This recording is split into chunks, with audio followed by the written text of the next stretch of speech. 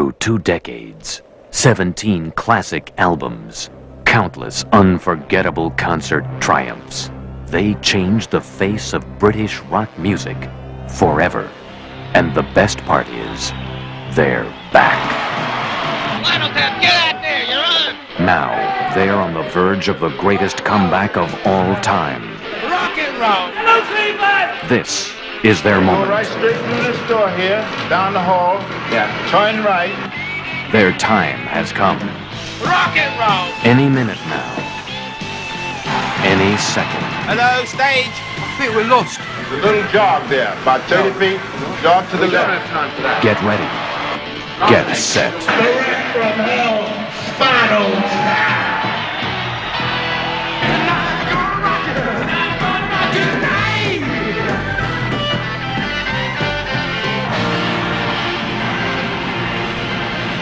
Heavy metal's deep. You can get stuff out of it. My name is Marty DeBerge. I'm a filmmaker. One man dares to probe the hidden secrets. I was just pointing at it. Well, don't point even. Don't even point? No, it can't be played. Never. I mean, Can I look at it? One man dares to hear the shocking answers It's tragic, really. He exploded on stage. to questions like, is the world really ready for Spinal Tap? You put a greased, naked woman Yes. on all fours with Yes. a dog collar With a dog around her collar. neck and a leash. And a leash. And pushing a black glove in her face to sniff it. You don't find that offensive? No, You don't no. find that sexist? Well, you should have Listen seen to the me. cover they wanted to do.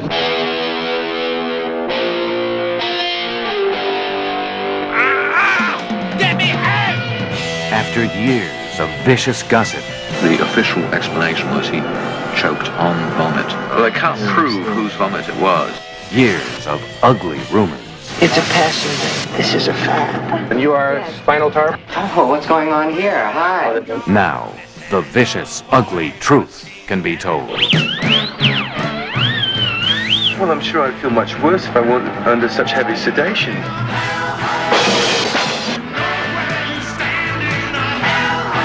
Tap into America!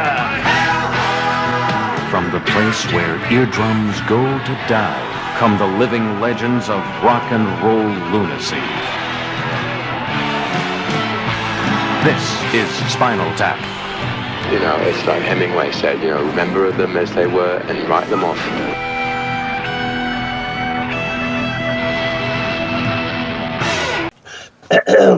The views and opinions expressed in this podcast do not necessarily reflect those of any major corporation whatsoever.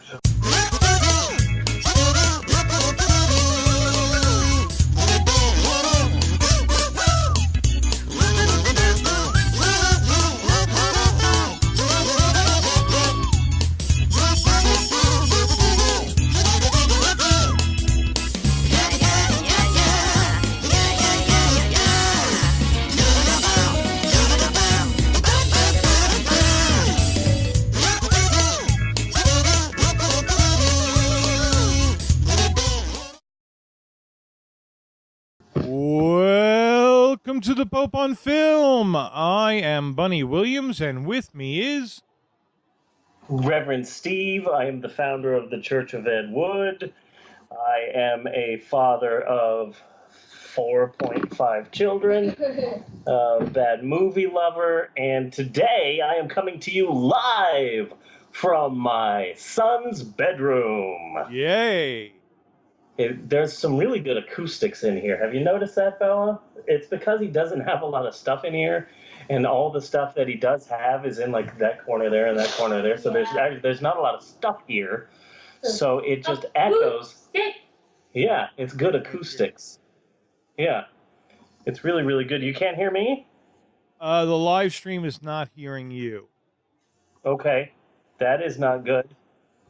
That is not good, but we are doing the show the same way we always do it as well, so it doesn't stop the show. Don't worry about it. Just go ahead. I'll figure it out either during the show or next week. Okay, all right then. Well, you can still see how pretty I am. Yes. So that's if you're watching it live on the YouTube. So anyway, hi Bunny, how you doing? Good. You doing Good. Good. If you're Well, maybe not. watching- I'm not terribly sure if I am good or not. We had just gotten new phones, and I have not gotten around to setting mine up. So like voicemail, things like that. That's not set up yet.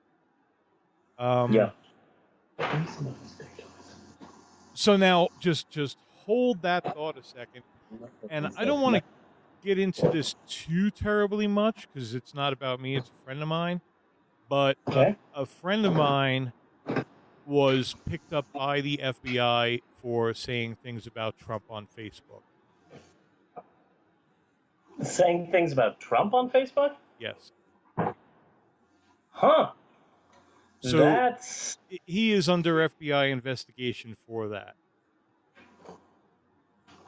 That's odd. And all I know on my side is I got 2 calls from Washington, D.C. yesterday and 3 calls the day before. Really? Yeah. About the case? I don't know. There's no voicemail set up yet. That's odd. So that's just something, you might have to be flying solo if I land in the pokey. It's just I talk a lot of shit about Donald Trump, and it's just, God, okay. All right, then. That's just keep that in mind, everybody in the audience, and, fuck Donald Trump. Fuck him straight in his ass. Yeah. Fuck the orange orangutan. Fuck his cock holster. No, he's the cock holster. Offensive. He is the cock holster. How dare you say that? Bella, why are you doing that? Why are you putting the word Trump in front of me? Because that seems like you're saying something positive about Trump. Because you just put his name on a piece of paper. I don't like Trump, but you're talking about Trump. Okay. All right, then. It's episode 124 of The Big Show, of The Big Shoe, and we'd like to start out this episode like we've been trying to do all of the episodes, by trying to catch you, the listener, up. Trying to catch you up on the things that we're doing, because this is the 124th episode, and as a result of that, there's a possibility, however unlikely, that you may not have heard all 120 episodes up until this point. There's a lot that we do on the show. So as a public service, really, to you, the listener, we would like to catch you up on what has happened up to this point, what has happened to get us to episode 124. So we would like to start off the show we've been trying to do lately with previously on the Pope on Film. Yes. Well, the day finally arrived last week. The day that everyone has been waiting for. The big day. Lord Chatterfield's son was finally born. The heir to the massive Chatterfield fortune. Yes. Oh, my God. And what a gala event that was. It was a huge event. That was a huge event. So a lot of people are upset about this, about the fact that the Baron Chatterfield has now been born. Yes. Because a lot of people were vying for that Chatterfield fortune. And of course, Lady Chatterfield. Oh, my goodness. Oh, what a whore. Lady Chatterfield. Whore. Yeah. Still hasn't told Lord Chatterfield that Lord Chatterfield's brother Roger is in fact the father. She's keeping that. Mm-hmm. It seemed as if while she was in pain and labor that she might spill the beans, but she did not. And she went through. And now Lord Chatterfield has a son, but it's not really his son. And of course, Lady Chatterfield fell ill right before the child was born, and now she's in a coma. So huge drama there. Yes. Huge drama. Really edge your seat drama. Meanwhile, Duchess Waverly's secret has finally been exposed. That was another big deal there. Huge deal. Mm-hmm. And let's not forget the fact that the butler was, of course, drunk again. Yes. Got to mention that. That butler always drunk. God, But he's so funny. You know? Yeah, funny. He's like Otis from Andy Griffith. You know? Yeah. He's hilarious. He's hilarious. He's not like the one in The Shining. Oh, yeah, no, not at all. So the big question is, will Lady Chatterfield emerge from her coma? Will Lord Chatterfield learn the truth about his newborn son? And will the butler be drunk again? Of course he's going to be drunk again. Yes. That's the butler. Anyway, what will happen? He's going to get his own spin-off show. I think so.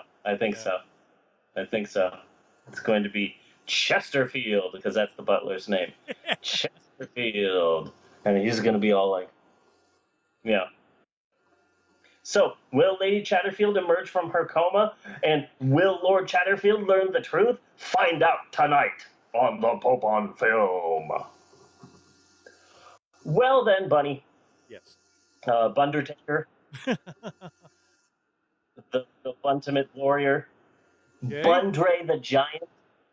That one was a bit of a stretch. Yeah. Before we go any further, let's talk about Netflix. I want to talk about Netflix because there is a new show, new-ish. There's a new-ish show that is on Netflix. It's for kids. Yes. It's a kids show that, I did not know about. It just entered its second season, and I had no clue of its existence. And B, I don't think that anybody else knows about either, and that's the shocking part because of what the show is about. Okay. I really do think that this is a show that everybody needs to know about. Okay? All right. Okay. So this is another public service to you, the people. So it's a toddler show, like Dora the Explorer or Blue's Clues or anything like that. It's a toddler show. Like Dora or Blue's Clues or Cop Rock, all of those toddler shows. Mm-hmm. Yeah. It's called Beat Bugs. Beak Bugs. Okay. Beat Bugs. And oh my God, my whole family's in love with the show, and Eleanor likes the show, and Bella and Maxwell love the show, and Emerald's watched a few episodes because they're adorable. Here's the thing, okay? Uh-huh. It's about these bugs and these insects and these creatures, and they all live in like a big yard, a front yard or a backyard. They live in a yard in big tall grass, and they have a whole world there. But in basic computer-generated graphics, and there's two, 11-minute cartoons in each episode, and each cartoon is based around a different Beatles song. A different Beatles song, okay. It's a Beatles cartoon for preschoolers. And it's free right now on Netflix. There's no way that people know about this show, because if people know about this show, it would be a lot more popular. Now, I love the Beatles. I think we both really love the Beatles. But for something like this, I gotta say, I think it would be better if they went with Jimi Hendrix. Yeah. Well, here's the shocking part. I was shocked with the songs that they used. Yeah. I mean, they do songs that you would expect them to do. There's a really adorable Lucy in the Sky with Diamonds episode where one of the bugs has a hard time sleeping, so they find this dragonfly with kaleidoscope eyes that helps him fall asleep without nightmares. I Am the Walrus. It's a flashback episode to the first time that the silly slug comes into the garden, and no one knows what it is because they've never seen a slug before. What are you? You're so big and slimy. Are you a walrus? And everyone's kind of scared of him and weirded out by him, so he decides to be nice to them, and he comes in singing I Am the Walrus. So that was surprising. Eleanor Rigby is an adorable episode, but there's some deep cuts. There are some deep Beatles cuts that they use. For example, the first episode that I saw. Yeah. Why don't we do it in the road? Nice. That's surprising for a children's show. It's true. They find a toy car and they don't know what a car is. So they're playing with it in the garden, but they keep crashing into things and stuff. So they're trying to figure out, like, where should we ride this vehicle? Should we do it in the garden? No. No. Should we do it in the grass? No. I've got an idea. Why don't we do it in the road? So, yeah, they use why don't we do it in the road. There's also an episode about there's an episode for You've Got to Hide Your Love Away, which is originally written about their gay manager. No gay stuff in this episode. There's no gay stuff in that episode. They also do a cartoon about the song Getting Better, but surprisingly, they omitted the line, I used to be cruel to my woman, I beat her, and kept her apart from the things that she loves. I don't know why they cut that part out. Yeah. It's an important lesson to learn. Yeah. And you might as well learn it in childhood. Yeah.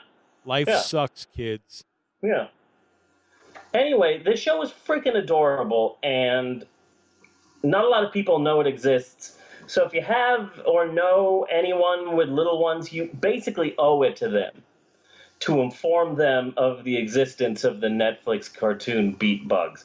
There's 2 seasons currently available. They do a lot of Beatles songs. So far, though, I looked. So far, they haven't done Helter Skelter. Mm-hmm. They haven't done You Know My Name, Look Up the Number. Another one of my favorite Beatles songs. And they have not done Happiness is a Warm Gun. I'm eagerly looking forward to that episode. Yes. That's going to be a good episode. That should, especially if, if they all arm the children. Yeah. And children should be armed. Yeah. I was surprised that they did do an episode for the Beatles song Honey Pie. Uh-huh. There's an episode for that, which is weird. It's only like 2 lines over and over again. But they do an episode for Honey Pie. So, they also have not done an episode for Piggies. I'm waiting for Piggies. For Piggies. Basically, or Revolution number 9 while we're at it. Basically any song that caused Charles Manson to go insane. Was that all the White Album? Yes. Yes. And Bungalow Bill. I'm also waiting for Bungalow Bill. Because you kind of think like of Magical Mystery Tour as like their really fucked up album, but it wasn't. Oh no! And it was pretty much. It was like the White Album that had Obla Di Obla Die and When I'm 64 as well, if I'm not mistaken. Yeah. It's like, okay, we are going across the universe, one may say. When I'm 64 was Sgt. Pepper. Was Sgt. Pepper? Okay. Because that was Paul in his most theatrical. Look at me. That sort of thing. So we are experimenting in this episode with the Pope on Film, the live experience. Yeah. Just in case you're listening to this just on SoundCloud. So right now we are live on YouTube streaming, and a lot of bells and whistles, and it looks really, really nice. So and it's if you are watching that, and it's taking like every bit of horsepower I've got to do it, so I'm not even able to watch it right now and like monitor it much. I can just work the console. Jeannie says that your voice is not coming through, so only the people on SoundCloud are hearing this. Okay. Gotcha. Well, if you're watching it on YouTube, then you can't hear me, but you do see something that might be different about moi. If you are just listening on SoundCloud, then you have no idea. But let's just say that I SHAVED, my FACE. And that is something that the WIFE absolutely hates. So hopefully later in the show, we should get a live reaction to the changes. Uh-huh. And it's going to be an amazing thing because she hates it. She absolutely hates it. She says that, I look like I look 20 years younger. Yeah. And it looks like she's robbing the cradle. So, yay! Hooray! So, with beat bugs out of the way, Dr. Bunsen Honeydew. Yes. I would like, if I may, to start this episode like I start so many of our episodes. Like I have started so many of my episodes, of our episodes of this podcast, by talking about people having sex in the state of Maine. In the state of Maine. Are you talking about... Okay, wait. Are you talking about people in the state of Maine having sex, or like are people traveling? Yes. No. People who live in the state of Maine who are doing are there... Is it like this couple in bed, and the woman looks over and says, "You could fuck me anywhere you want," and then he says, "Maine, get in the car. I want to fuck you in Maine." Yeah. How many times I've started this show talking about the sex lives of people who live in Maine. It's just my thing. Yes. It's just what I do. So let's talk about Maine. I know a lot about Maine. I personally know a lot about Maine. Yeah. It's where all of the old white people go to live free range. Old white people are just raised free range in Maine. That's one thing I know about Maine. Yeah. I believe that I might be mistaken, but I believe that Maine is where Emily Gilmore now lives a lesbian life with her foreign maid. I might be mistaken about that, but I'm pretty sure I'm right about that. Pretty sure. I think you might be positive. right about that, yes. Yeah. I know that Maine is where all of the nation's lobsters come from. They only come from Maine. And I've read a lot of books about Maine.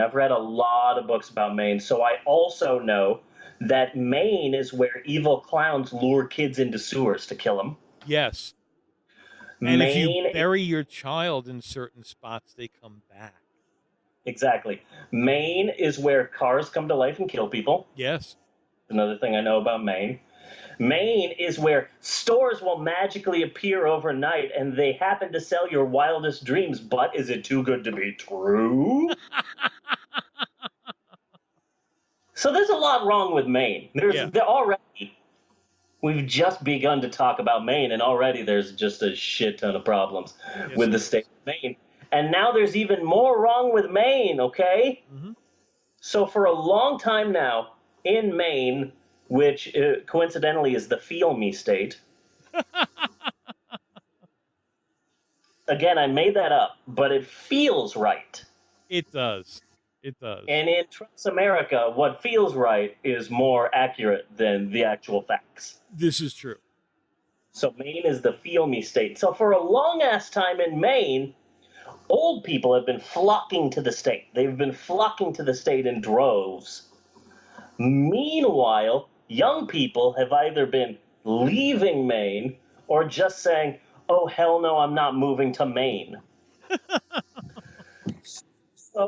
So as a result of this, the birth rate in Maine has been steadily declining, just going down and down and down and down and down and down and down.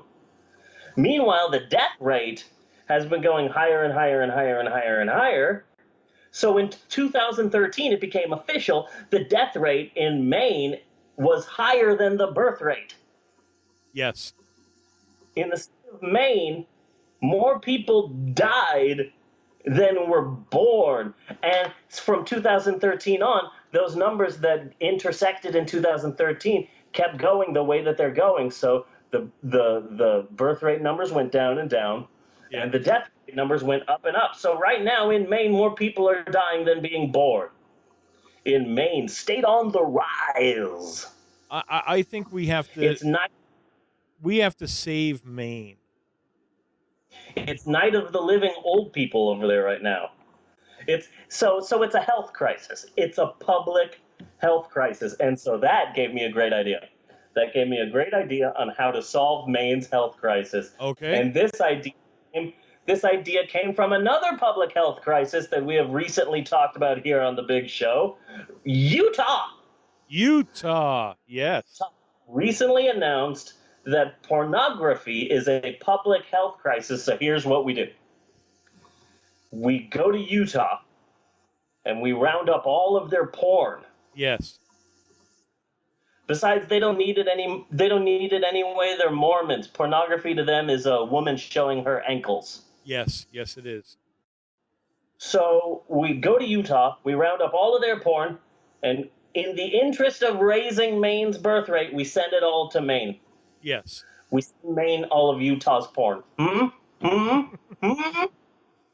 That's a gold idea right there. I think that is a gold idea. That's freaking gold. We've solved Maine's public health crisis. Yes. Mm-hmm. But now Utah, though, the only way I can see you declaring it a public health crisis is if all of Utah is sticky. You know, if you just get off the plane and your sneakers are sticking to the floor, okay, Utah may have a bit of a health crisis here. Yeah. You know? But Maine just reminds me of, oh, God, this has got to be going back. I don't know if it's still going on, but remember when the Amish had to like call out to other Amish communities because the gene pool had gotten so shallow? So they had to like barter, like we will send you 15 of our women if you send us 5 of your males in 2 bowls. I'm trying to figure out what I just wrote down here. I have no idea what I just wrote down. Okay, never mind. Guys, we have a really great episode lined up. We haven't even begun, and already we're going to be talking about Springfield. We're going to be talking about Marvel. We're going to be talking about Avatar. Yeah. Avatar. Freaking Avatar. I've got some trivia. I've got a story time. I've got a list of reasons why I'm old. I've got a couple of Shyamalans coming at you. I've got a really great notes from the bookstore that I'm really excited about. But and now, cough, cough, cough. This is the beginning of the bit. Cough, cough, cough. And now, kids and kid-jalinas, it's time once again to get out your Trapper Keepers and your ink and your quills and your Draxes and your Groots as well. Yes. Did you see what I did there? Did you see what I did there? Did you catch that? Okay. So I thought that was really good. Dude, when are we going to do Guardians of the Galaxy 2? Oh, I don't know. When are we going to do? Have you seen it? Oh yeah, it's really good. Yeah. I was impressed. I was impressed by it. Just the soundtrack alone. Jesus, it's freaking wonderful. Yeah. We have to see it because it one of the end credit sequences introduces a character that I've been waiting for. Oh, yeah? Yes, a very important character. And it's one of those things where they say the name of the character and the entire audience is silent except for me and like 3 or 4 nerds in the back that just go, ooh. But everybody else has no idea what the hell they're talking about. The whole theater is full of people going, huh? You all should have made note of each other and met in the lobby. I knew instantly who said it because there were some very overweight people in trench coats. Ah. Overweight dudes in trench coats and glasses, and I'm in Colorado, man. Overweight dudes. Anybody in a trench coat, I leave. Yeah. Oh yeah. Trench coats are not safe around here. Imagine. Yeah. So guess what, Bunny? It's homework time once again on the big show. Yes. Well, it's the big show. Well, it's the big bad show tonight. People of the internet, your attention, please. I beg of you, please put down your memes for 1 second, internet. Every week on this podcast, The Pope on Film, we assign homework to our vaguely loyal listeners in the hopes of bettering people, nay, society at large. Yes. And this week's homework assignment comes to us from, of all places, Bloomberg Business Week magazine, because I am fucking old now. The article from Bloomberg Business Week magazine is entitled Disney's Galactic Gambit. Can Disney steal back the magic from Universal and Harry Potter? Yeah. And it's a really great article. Despite the fact that it really does seem obsessed with describing how handsome guys look. Yes. For an article in Bloomberg Business Week, it does seem to have a lot of, his earrings look beautiful. Yeah, it was glistening in the sun. Too descriptive for me. Too, let me paint the scene. No, just tell me the fucking story. I've got shit to do. Yeah. I was reading. There's also something up with Johnny Depp. I don't know what it is. I started reading the article. That was coming from Variety, I think. And it was the same thing. It was like, and his two agents getting into their BMW, glistening in the sun as they race to Johnny Depp. And I'm like, okay, you know what? I'm fucking done with this article. Yeah. It's a great article.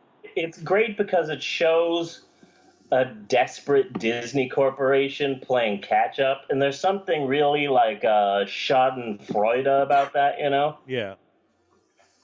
It's one of the most powerful corporations in the universe, and the originator of the modern theme park, and now they're struggling to attract visitors to their goddamn theme parks. Ha! That's for closing down Pirate World, you sons of bitches! Okay, but here is my question here. Okay? You want to get back up Hold on. That was a Pirate World shout out. I don't know if that's happened within the last 40 years. I want to point out the gravitas of that situation. Episode 105, Santa Claus and the Ice Cream Bunny. Yes. Never forget. Never. Never forget. Never forget. But I will watch that again this Christmas. Oh, hell yeah. Oh, hell yeah. Yeah, no, I'll watch the shit out of that. So, yes, you were saying, buddy? What was I saying? I have no idea. For our new listeners or possibly viewers, I am often stoned during this show. By the way. What was I? Okay, yeah, Disney. So, why are they going with Avatar, and what's the other one they're going with? Star Wars, I think. Okay, I can kind of see Star Wars, but you've got all of the Universal characters, the Marvel characters. Yeah, you've got Avatar. Do a Guardians of the Galaxy. Well, they are doing a Guardians of the Galaxy ride. They're actually taking down the Twilight Zone Tower of Terror. Yeah, turning that into a Guardians of the Galaxy ride. Yeah. That might be interesting. And also, you go on the Twilight Zone Tower of Terror, and you're the only person who knows anything about the Twilight Zone. You know, like I go on the Twilight Zone Tower of Terror, and I go, oh my god, that's the tiny robot from the one episode where, and like, no one else knows what the fuck I'm talking about. With no one Dora else knows the Witch. Twilight Zone. Yes. Yeah. Yeah. Like, you're going through and you can see on a shelf like a broken pair of glasses, and I'm like, oh my god, that's fucking Burgess Meredith. Meredith, he's the only person left on the planet, and his glasses break. There was time now. Like, I'm the only person who gets these things because no one else knows fucking Twilight Zone like I do. So I'm glad. I loved the Twilight Zone Tower of Terror, and I'm also glad it's gone because no one else knows that. No one knows Twilight Zone. It's a bit ridiculous. Like, why don't you have Gilligan's Island the ride? And that just reminded me. There was a thing on Facebook that I had reposted because I found it so funny and interesting. Uh, there was this kid. Apparently, he was doing a YouTube vlog or something like that because the camera was dead on him, and it looks like he finished up whatever he was doing. He had a pencil in his hand. And he flipped it, and it landed on the eraser and stayed. And the kid just the look of surprise and shock and awe on the kid's face, and the first thing I thought is he is going to have psychic powers the rest of the day. Nice. Very nice. I mean, what else? Yeah. So the gist of the article is basically this. For decades, Disney has been #1 in theme parks. They've been the #1 in theme parks. Universal has been trying, though, for decades to knock Disney down from the #1 theme park world. Yeah. And they've tried really hard. Their Jurassic Park ride is really fucking cool. It's really, really good, and you're on a boat, and it's really nice. I really like it. And then they had a really cool Back to the Future ride, which closed down way before its time. The ride's not even around anymore. Universal Studios is much quicker to take rides down and put up something new. Yeah. So they also have a new Despicable Me ride in Florida. They're going all out with Despicable Me, and they also go really hardcore every Halloween in a way that Disney never could. Yeah. Like, they go all out. One of the things I like doing in September and October is going on YouTube and seeing videos of what Universal Studios is doing. Because they always go just so balls out. For like 2 years now, too, they've done Purge Zones. Purge Zones. Yeah, Purge Zones at Universal Studios. So you're just walking through the back lot, and surrounding you are Purge people with the masks on and bats and machine guns and fake murders happening all around you. It's pretty awesome if you know the Purge. You know, it's pretty cool. That sounds fun. Was it last year? I think it was last year.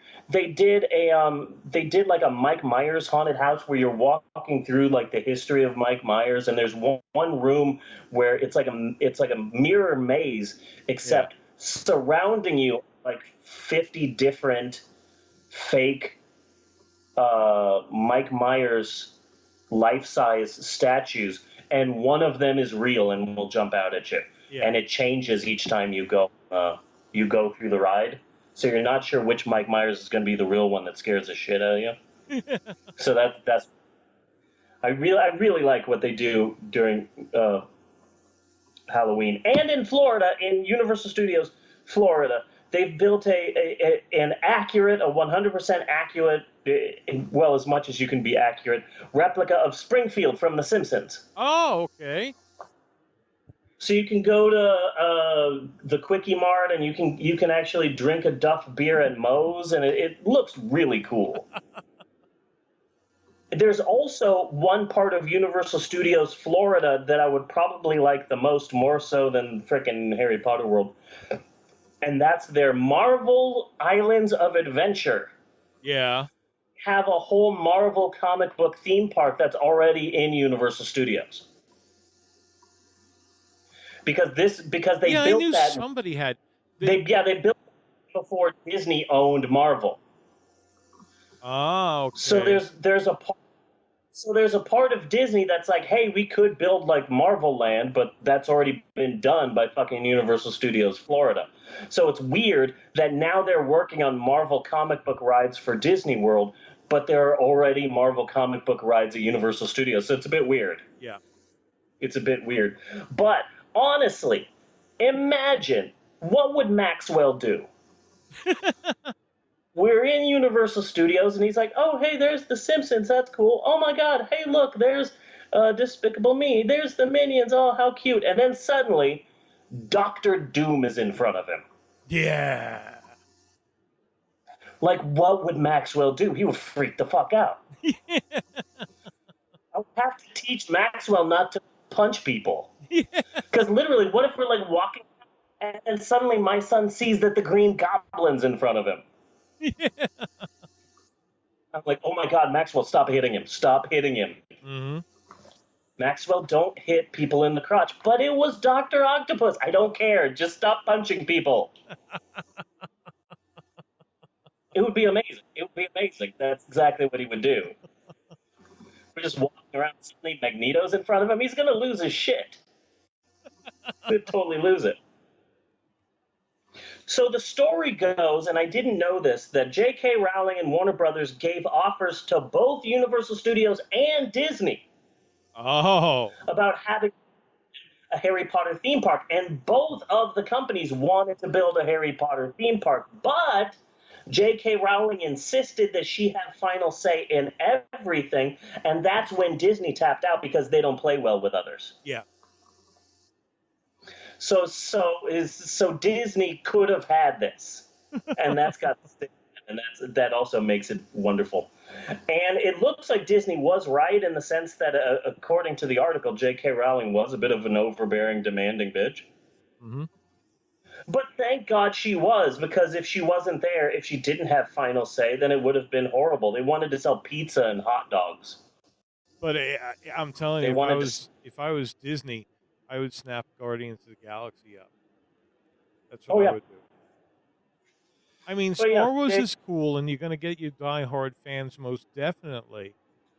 You know, but if I have my choice, like I'm there for a few hours or whatever, and I have my choice between going to like Star Wars Land or Guardians of the Galaxy Land, going to Guardians of the Galaxy. Yeah, yeah. So one of my favorite parts of the article is when they talk about how Coca-Cola has a contract that Coke is to be sold everywhere throughout Universal Studios, and J.K. Rowling's like, nope, nope, that's not happening. You're not selling Coke in my theme park. It's fucking Harry Potter. You can't go buy a freaking Coke and Hogwarts. It's not happening. You're not doing that. Yeah. And so they had a big fight about it. But yeah, you can't get a Coke at Harry Potter World, so I thought that was funny. So yeah, they would have ruined it. I also especially like the part that the people who were trying to build Potterland or whatever are like, this is not possible. There's no right angles in Diagon Alley. We can't build this. It's impossible. We cannot do this. So after lots of wrestling between Universal Studios and J.K. Rowling, Universal Studios Florida opens up the World of Harry Potter experience within their theme park. So they have a theme park within their theme park. You have to actually pay. Like you pay to get into Universal Studios, you have to pay a second ticket to get into Harry Potter. Yeah. So suddenly, after that, Universal is winning the theme park war and Disney is struggling. And as much as I love Disney, there's something just fucking great about that. There's just something great about the biggest company in the world saying, yeah, you be number 2 for a while. You stay there for a bit. Yeah. You in the corner and think about what you've done. You're getting a timeout. So now Disney parks are struggling. They know that they desperately need a fully immersive attraction like Harry Potter World. So they're putting a crazy amount of fucking money on 2 fully immersible fantasy worlds. 2 of them. Yes. And both of them have some pretty big glaring problems. We'll get to Star Wars. But number 1, Avatar Land. That's not what it's going to be called, but Avatar Land. Avatar Land. That does not sound like a good choice. This whole fucking week I've been talking about Avatar. I've been obsessed with Avatar. I've been reading about Avatar and studying about Avatar. And Avatar to me is so fucking incredible, so amazing, so exciting, because it's the number 1 highest grossing movie in the history of humanity. Yeah. It was also the number 1 movie for longer than any other movie was number 1. It broke records. It broke all the records, all the box office records. Yeah. It was a huge, massive hit. And yet, no one remembers a fucking thing from that movie. Yeah. That should not be possible. I don't know how that's possible. Everyone saw the movie. Everyone saw Avatar. I saw it in the theater, I think, 3 times. And then I got it on DVD and I saw it a couple more times. And yet I have no fucking idea what the movie is about. I don't remember a thing. It's like some sort of like a time warp or a time misplacement. Like some inceptioned the memory of the movie Avatar out of my head. Someone went into my dreams and removed the memory of this film from me and everyone else. I have a rudimentary memory of it. I remember Sigourney Weaver's in there. I remember this was some kind of military thing. Yeah. That's and blue cat people. That's about it. Yeah. So Avatar Land, when they announced Avatar Land, I thought this is so exciting news for people in 2009. Yeah. But not now. James Cameron is still a long ass way away from filming the supposed sequel, and people don't remember fucking frame 1 from Blue Dances with Wolves. I see this. I see this being a good idea on paper. Disney says we need a fully immersible world. Let's go to a successful film. This is the most successful film of all time, so it stands to reason on paper that if we make a fully immersible world on this, the biggest movie in existence, that this will be a big hit. Yeah. But no one fucking remembers until James Cameron gets off his ass and films Avatar 2 through 9 or whatever the fuck he's doing. Then this film seems like a ridiculously bad fucking idea. Well, ridiculous. See, now if you got a day or a weekend to wander around, I could see it being really worthwhile walking through. I bet it would be fucking gorgeous, Yeah. Like just an amazingly different place to walk around and interact with. But you're not going to get people lining up at your doors to get in there. Yeah. Yeah. Remember when people were getting Avatar depression? You remember that? Avatar depression? Yeah, it was a thing, and they reported about it on the news a lot because the 3D was so amazing and immersible. When you saw the film and you saw it in 3D, it was so amazing and breathtaking that people would get depressed when they left the theater because they wanted to stay in that Avatar world. And it was Avatar depression, and it was an actual thing that people felt because the movie felt so real. To be fair, though, that sounds ridiculous now, but I felt the same way when I saw Debbie Does Dallas. Yes. I got Debbie Does Dallas depression after that because I just wanted to stay there with those horny cheerleaders in the shower. So Avatar Land sounds like a ridiculously bad fucking idea, and here's some proof. It's trivia time! Trivia time, okay. James Cameron and Disney want you to believe that Avatar is the next freaking Star Wars. After all, it was the #1 highest grossing film in the history of existence, and basically everyone has seen it. Most people have seen it numerous times. So this is a game of basic Avatar trivia. Basic Avatar trivia. As it happens, your local bookstore has an Avatar coffee table book in its bargain department. So all of these questions came from the back of the book. I didn't even open the book. It came from the back of the frickin' book. Okay.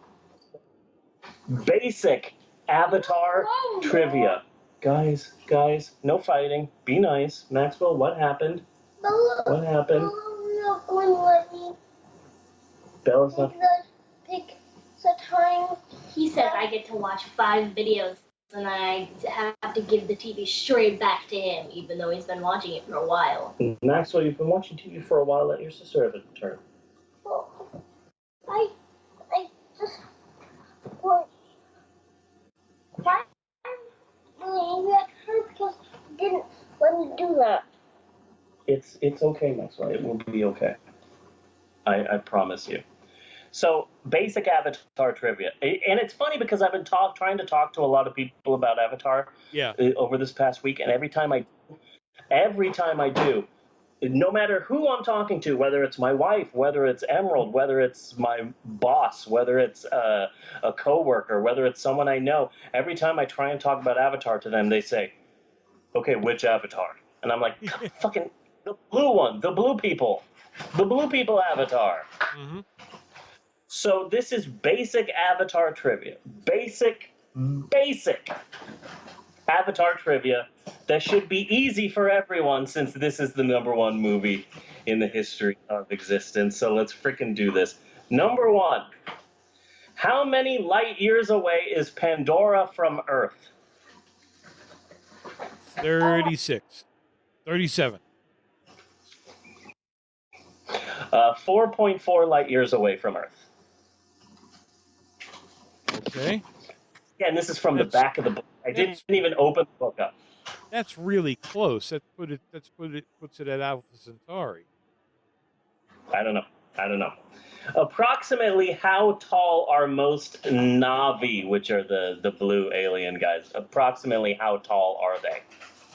They are about 8 foot, I think. 10 feet. 10 feet. Approximately 10 feet tall.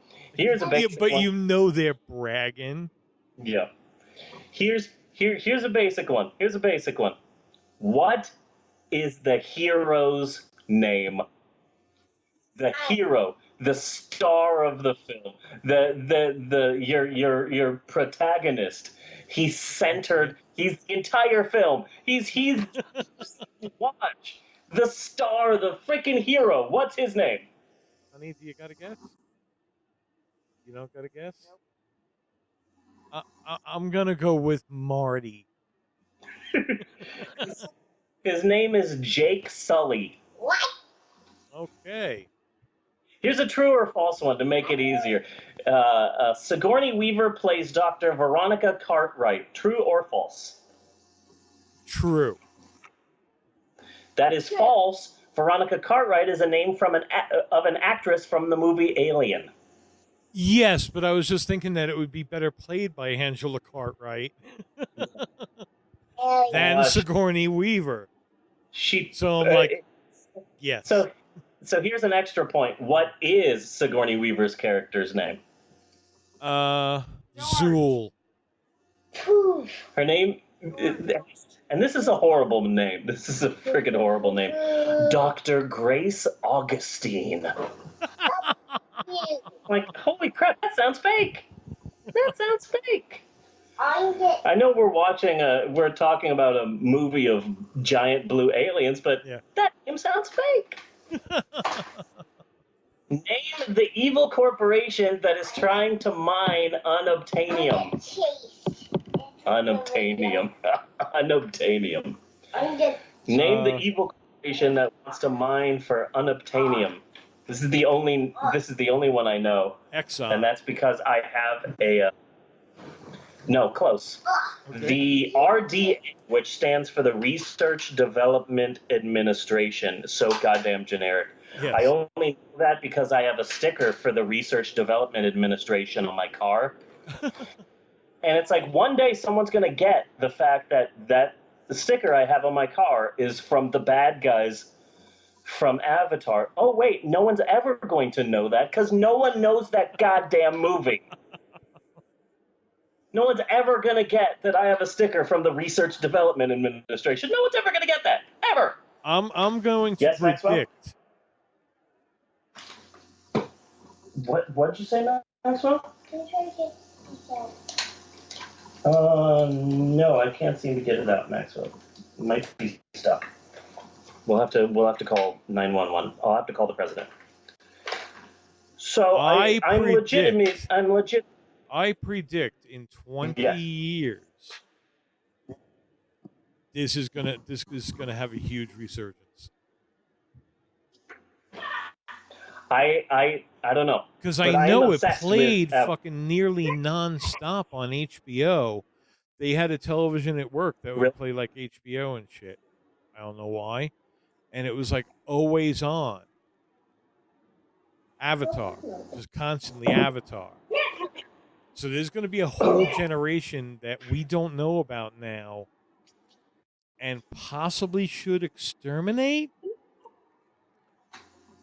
who are going to grow up and start pronouncing their love for Avatar and what Avatar meant to them. And, you know. I liked it. That's Yeah. I remember. But his it was awesome. but his point is still solid that you can't remember the main character's name. Yeah. That's You not can't remember the unusual name of the for hero me. of the movie. I don't remember the main characters' names of most movies. So Avatar is basically spaghetti water. Oh. Yeah. You know, you Yeah. make a big pond of spaghetti, put the colander in the sink, dump it, you know. So for that 1 second, you were fully full of Avatar, and then it all just starts draining away. Yeah, it shouldn't be possible. It shouldn't be possible for people to have so little knowledge of such a massive movie. Yes. It should not be possible. So yeah, Disney's putting so much on Avatar's shoulders. It really does seem like a bad idea. And like I said last week, it's the Miami Vice stunt show spectacular all over again. That's basically what this is. Yes, Maxwell. Oh, there's a special guest. There's a special guest on the show. Okay, who is the special guest? Shredder. Shredder? You got to put him up. The camera is up there where the white light is. There you go. Yeah. Hi, Shredder. Thanks for being on the show. So, do you shred paper? No. Do you shred important documents? No. I tried breaking into the Ninja Turtles. You try and break into the Ninja Turtles? No, I tried break into their sewer, their lair? Yeah. Okay. Because if you're breaking into the Ninja Turtles, we're getting into some cannibal Holocaust territory here, Maxwell. Yeah. You're gonna need to wear a mask. Yeah. We found his mask. Where's his mask, Maxwell? Where's your toy's mask? It's okay. You don't have to find it now. It's like looking for a needle in a haystack made of needles. Is what it is to find anything in your room. Okay. Thank you for being on the show, Shredder. Thank you so much for being on. So, like I said, Disney is working on 2 fully immersible fantasy worlds, which brings us to the second fully immersible fantasy world, and that is Star Wars Land. And I know that sounds so exciting. Yeah. Hey, you get to meet Chewbacca, and you get to fight Darth Vader and pilot the Millennium Falcon and maybe build a lightsaber and yada, yada, yada. Basically, it's the Harry Potter experience, but with Star Wars. It sounds so completely awesome that my inner child's dick just exploded. But, I'd hate to be a Debbie Downer here, but Bunsen Addy. Yes. Will you do me the honors and venture a guess as to which of the many Star Wars planets will be the destination for Disney's upcoming Star Wars Land? I'm gonna go with what the hell was the name of it? Coruscant, I believe. What was the main city in the prequels?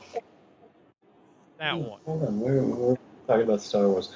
So Coruscant, like the big circling city that's just all massive buildings and and everything. Yeah. Well, Disney has announced there's a lot of different things that it could be. You could have Coruscant, you could have Tatooine and Mos Eisley Spaceport and all of that. You could maybe even have like different planets. Like this part is Hoth, and you can have it be all cold and fake snow, and this can be like Dagobah and all swampy and stuff like that. There's a bunch of things that you can do. With that. Well, Disney has announced that Star Wars Land will be set in a brand new, never-before-seen alien planet. Brilliant move. And I say no. I freaking scream BS on this. Yeah. Imagine Universal Studios saying, Yeah, you guys don't want to go to Hogwarts, right? What? I mean. On a real area? That's. No, Maxwell, we're talking about a theme park. You guys don't want to go to Hogwarts. That's in all the books and the movies. You don't want that. That's why we've created our own wizarding school. Yeah. Schmechterdorf.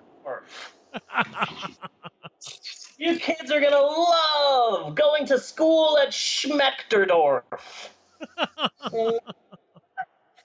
You have the whole goddamn Star Wars universe to play with. Yeah. You know? Mm-hmm. And I gotta feel like this is another bad decision. No one wants to go to Schmechterdorf, School of Wizards. I do. And located in Tucson, Arizona. And I'm sure I am not the only one out there, but like Star Wars has not earned it back for me yet. It's taken me a really long time, like a year and a half, to finally get to this decision. I did not like The Force Awakens. I didn't really care about The Force Awakens, and I wasn't particularly thrilled with Rogue One either. This is why I Where's the fucking fun? Where is the goddamn fun? The first three movies were chock full of fun. You had the robots sniping back and forth at each other through the whole thing. You had Han Solo being a wise ass. You know, they were fun movies. The problem that I have with The Force Awakens is that what made Star Wars great was that it was a self-contained film. Yeah. You could just watch it. But The Force Awakens is a film where they are never going to stop making Star Wars movies, so that means let's make The Force Awakens as vague as possible. Yeah.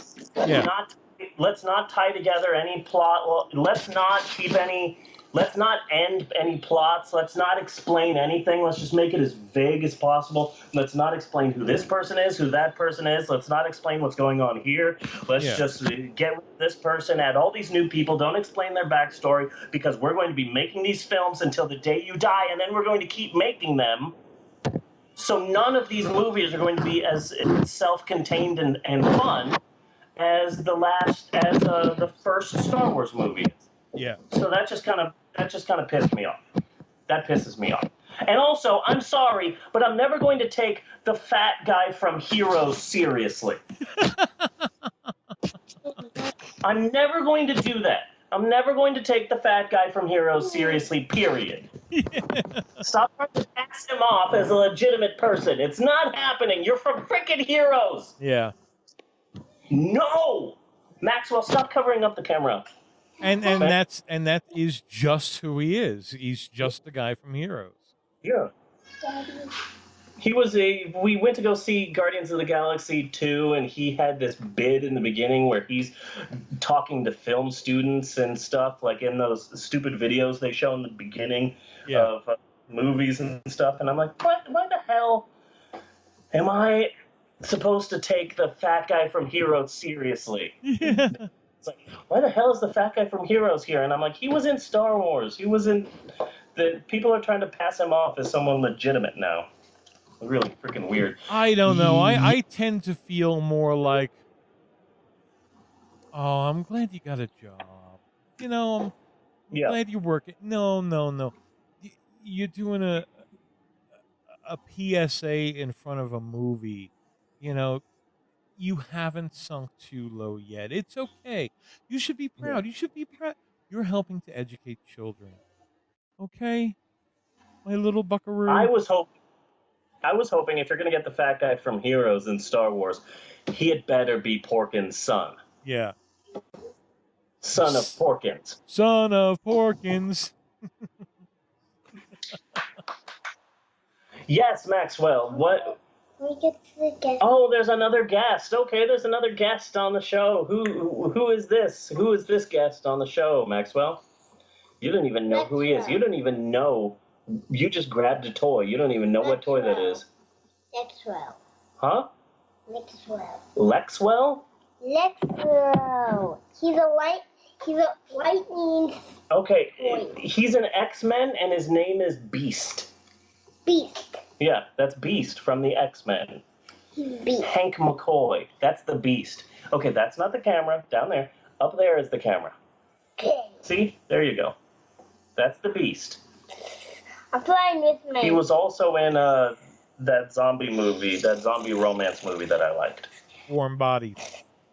Thank you. Warm Bodies. Okay, He was also I'm in Warm supposed Bodies. to kill me or something. He doesn't really kill people. Well, our He's going. You're making him go. Is he a snake? No. Is he hissing? Is he making bacon? No. And that's the thing of the pan. Oh, he's flying. Okay, Beast can fly now, apparently. That's exciting. That's just the fly noise. From here, it looks like a blue Fonzie. Yeah, it's a blue Fonzie. Hey! That's what the Beast says. He goes, puts both his thumbs out, and he goes, hey! Do that, Maxwell. Conqueramundo. There you go. There you go. That was good. Correctamundo. Okay, I am... Okay, why don't you go and fight a bad guy, Beast? Thank you for being on the show. And that is it for this week's homework assignment. And I sincerely hope and pray that your eyes, minds, and rectums have all been thoroughly opened. But, you're not getting off that easily. If you want to get off that easily, you need to buy me dinner first, at least. Do not forget next week's homework. For next week, we have a special treat. We have a very special treat for you, okay? Yes. Okay? Really excited about this. We're going all the way back to our first ever homework assignment, which you may, but almost certainly do not remember, was a bizarre episode of the long-running Japanese show Ultraman. We're doing another Ultraman. We're doing another Ultraman episode. Okay. I'm so freaking this. This episode is up on the YouTubies. It's dubbed in English. It's only the second episode ever of Ultraman in the history of Ultraman. And it's obvious that they hadn't yet figured out what they wanted the show to be, because this episode is wildly different from all the other episodes in the history of Ultraman. Because one of the characters is throughout the entire episode, looks directly at the camera and is talking to you like Japanese Blues Clues and shit. Really weird. Plus, also, one of the characters commits mass genocide. Yeah. In a really bizarre way. Yes, Maxwell. A third guest. Wow, amazing. That's so cool. Okay, who is the guest today? This is what's going to happen if I am going to record the podcast in your room. Hulk. Who is it? Hulk. The Incredible Hulk. Put it up on the camera there. Excuse me, but that is the headless Hulk. Because he does not have a head. He does not have a head. Okay? It's the headless Hulk. It's the headless Hulk with Thor's hammer. Okay, see, we're playing with toys on YouTube, okay? So I need to have a crazy, insane voice and act like I have cocaine, and then we're going to become millionaires. Basically. That's how you do it. Conus 2002 does it, and he looks like he's slimy. Hulk, pick up Thor hammer.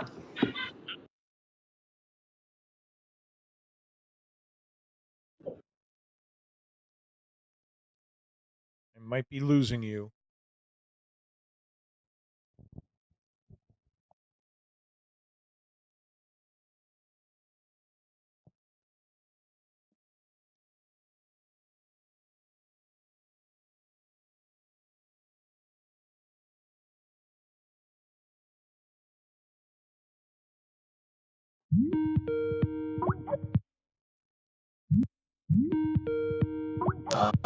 He's still alive, but anyway. I don't think we can't be live. Hello? Hello. Okay, I think Maxwell turned off the show. Oh, is that what happened?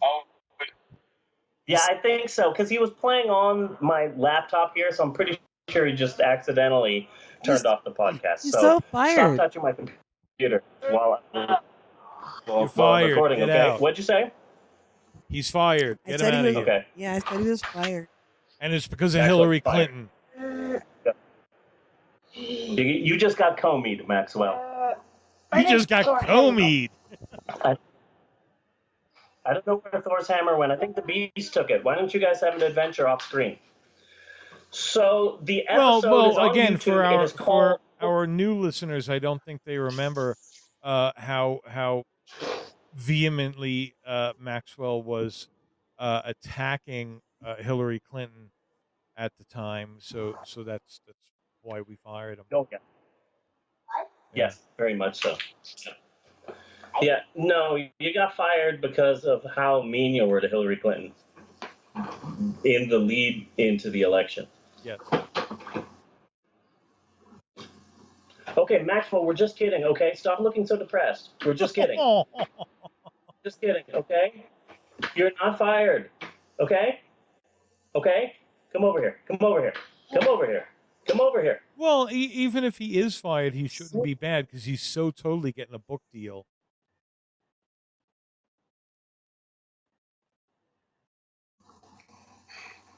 Smile. We're just messing around with you, okay? Stop being so depressed. It's okay, Maxwell. You're fine. You're not Everybody's fired. fine. We're all just little Fonzies here, okay? And what's Fonzie like? He's cool. And that's what we're going to be, okay, Ringo?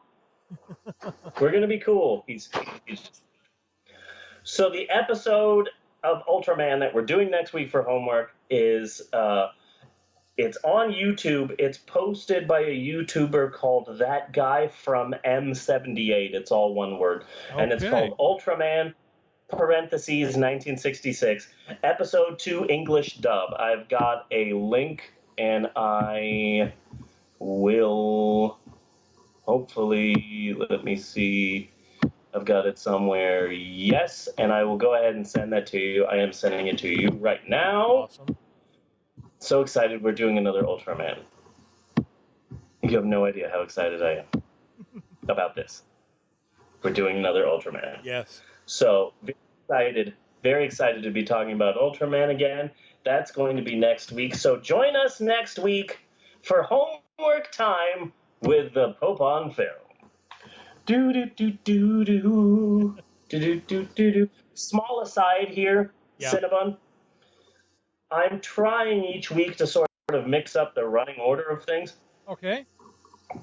Like this week, notes from the bookstore will come before homework. Next week, homework will be first, and then notes from the bookstore, yada, yada, yada. Anyway, this week, I'm really trying something different, and I'm ending it all with notes from the bookstore.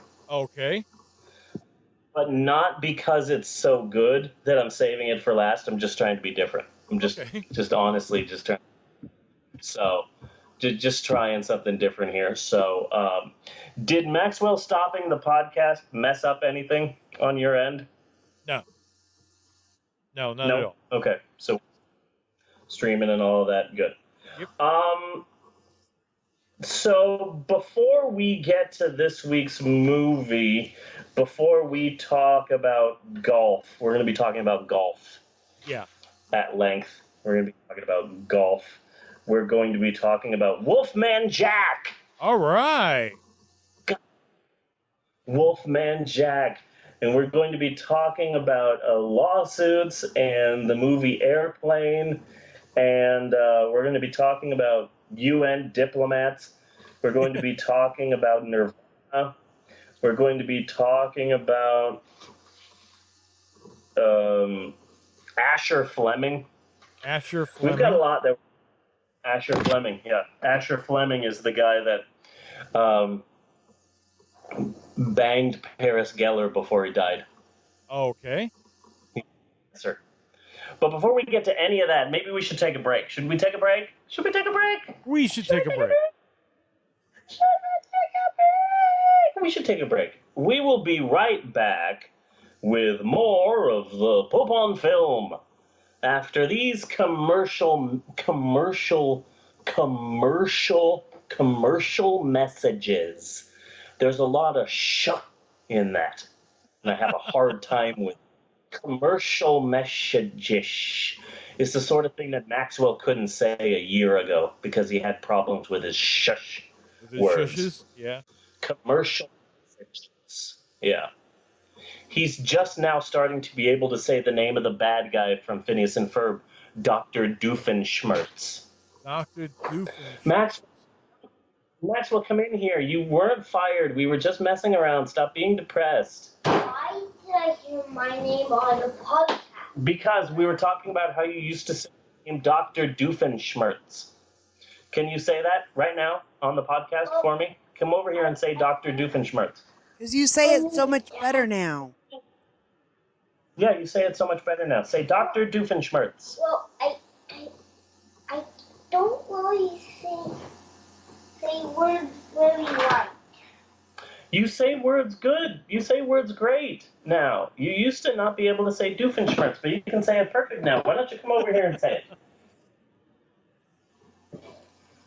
Say Dr. Doofenshmirtz. Dr. Doofenshmirtz. Yeah, he says it perfectly.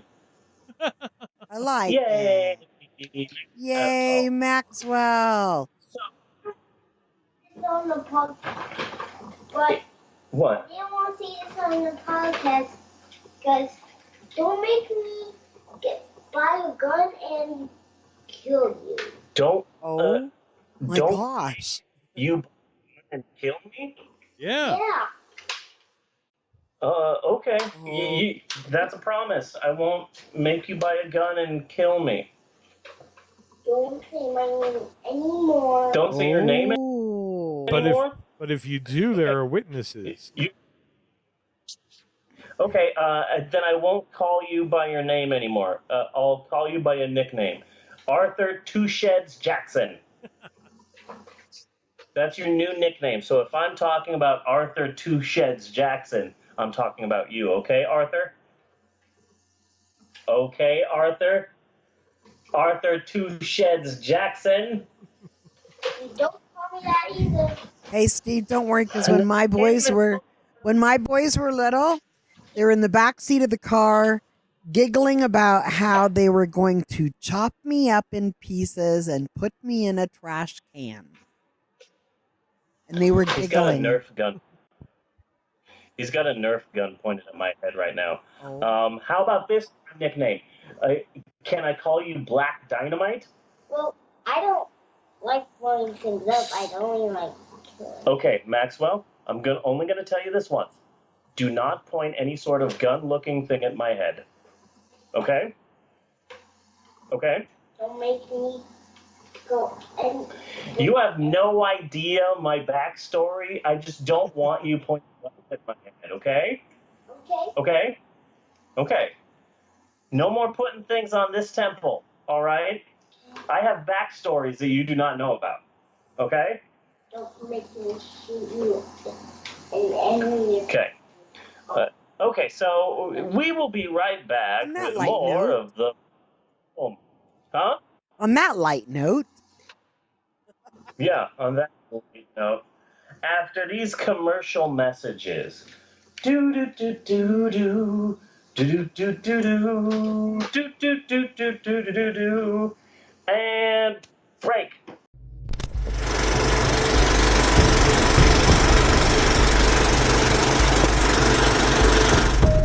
What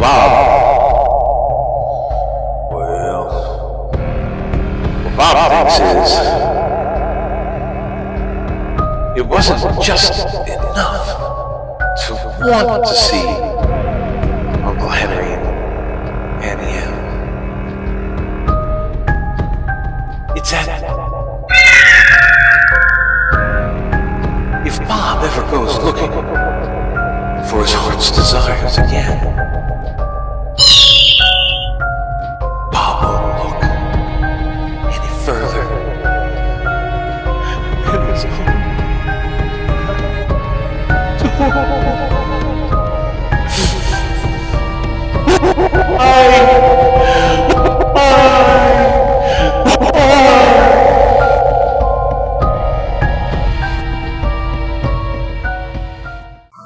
You hear me, podcast?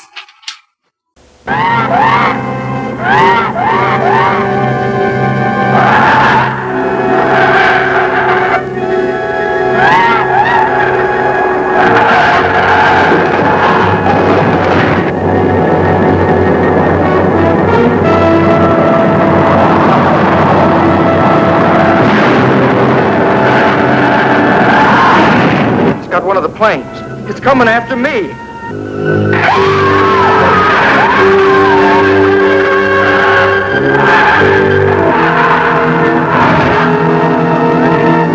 Mitch.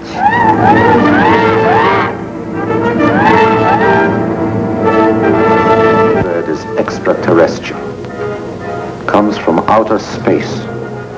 From some godforsaken antimatter galaxy millions and millions of light years from the Earth. Atomic hydrogen weapons capable of wiping cities, countries off the face of the Earth are completely ineffective against this creature from the skies.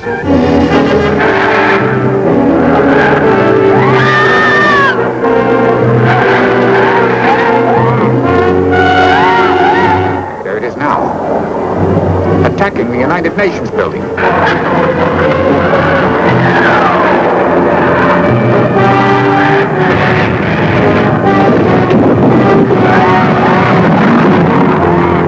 Bird's after us, chasing us. How are you doing? For God's sake, hurry, man. It's catching up with us fast.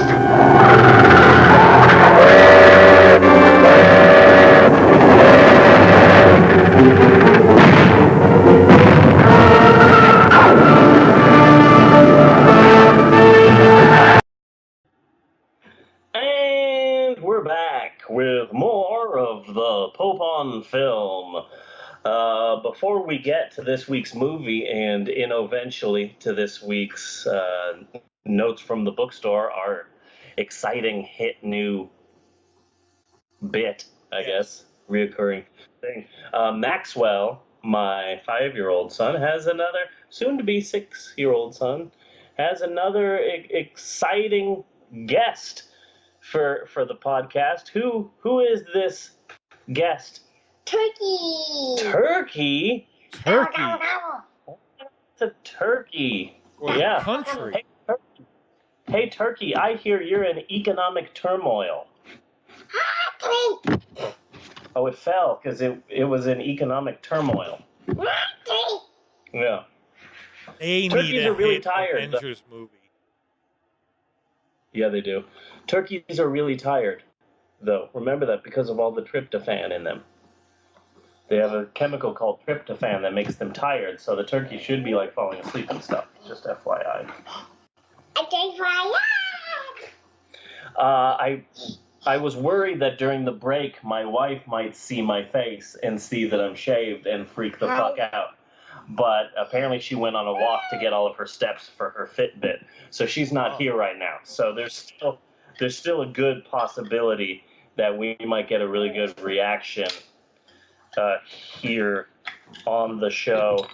Just like to take this time to say that I opened up a beer with a Stone Cold Steve Austin bottle opener that I am remarkably proud of. I am remarkably proud of this. This is a heavy-ass metal thing. I could kill somebody with this. Well, don't sing Miley Cyrus songs on the podcast. There's a licensing issue that I know you don't understand, but you should keep that there. That's really cute. Well, then, can you not turn off the lights, though, while I'm recording the podcast? Because now there's a live element. There's a video recording, so if you could not turn off the lights, I would appreciate that, okay? I want to do something. Turn off the lights and then go over here. Okay, Maxwell. Okay, turn off the light. Now come over here and see. We're all blue. You've made this avatar. Avatar the podcast. No one can remember this episode now because it's Avatar. Now, please turn the light back on. Thank you. And leave it on. Okay? Okay.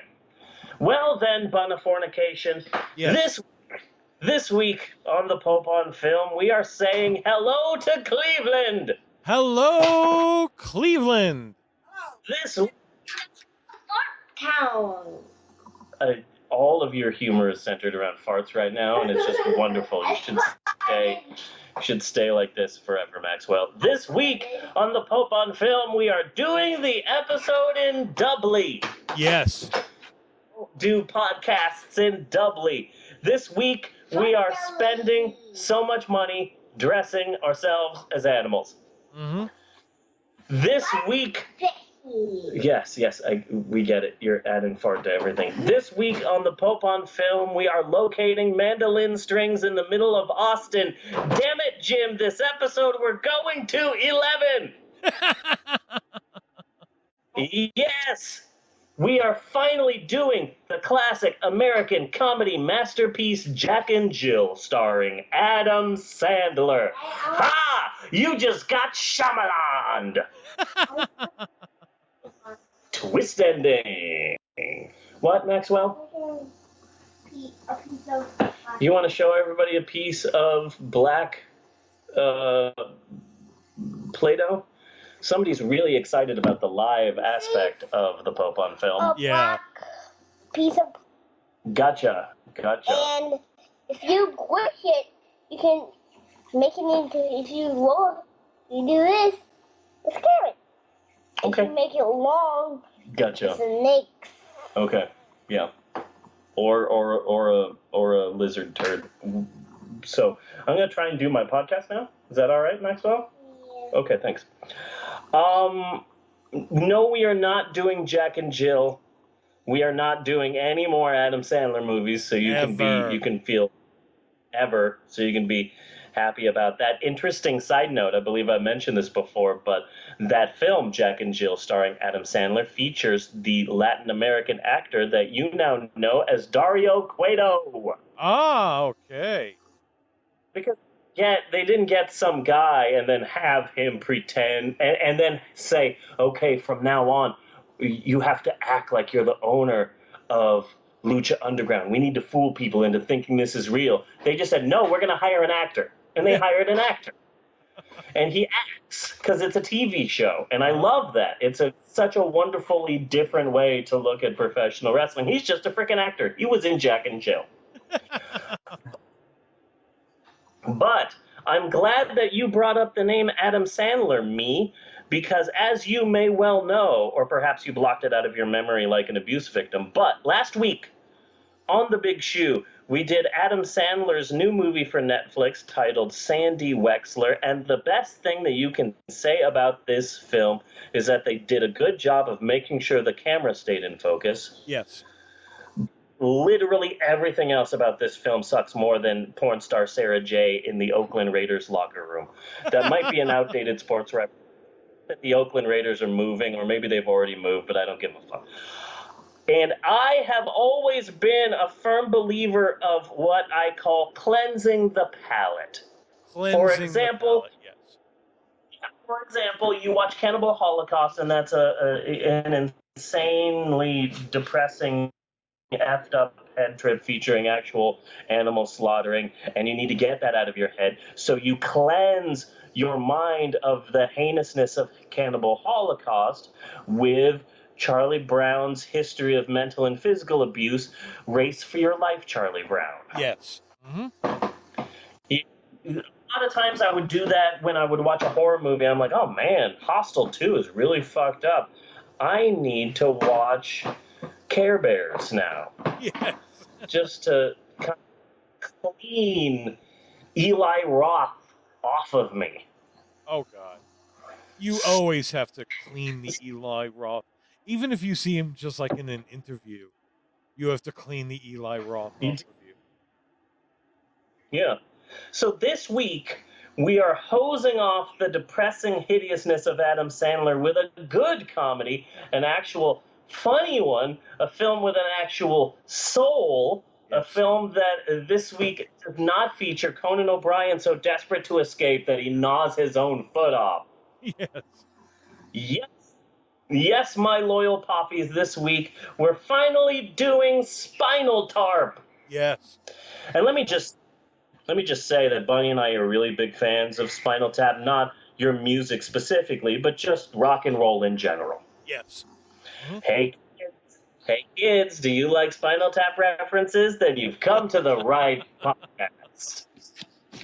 Now, before we go any further with Spinal Tap, let's take one of our trademark asides for a bit, if we may. Yes. And talk about how freaking old I am now. I'm freaking 40 now, and I don't know when that happened, but like the alien ships from Plan 9 from outer space, my 40s came suddenly and without warning. Like, I always liked the movie When Harry Met Sally. Yeah. I always thought that was a really good movie and really well written, but the other day I tried to watch it and I realized I'm older than them now. Yes. And that really sort of hit, like watching When Harry Met Sally when I'm like 10 or 12 or 15 or even 21 years old, it always seemed to be a movie about older people wrestling with older things. Yeah. And older people and their relationships.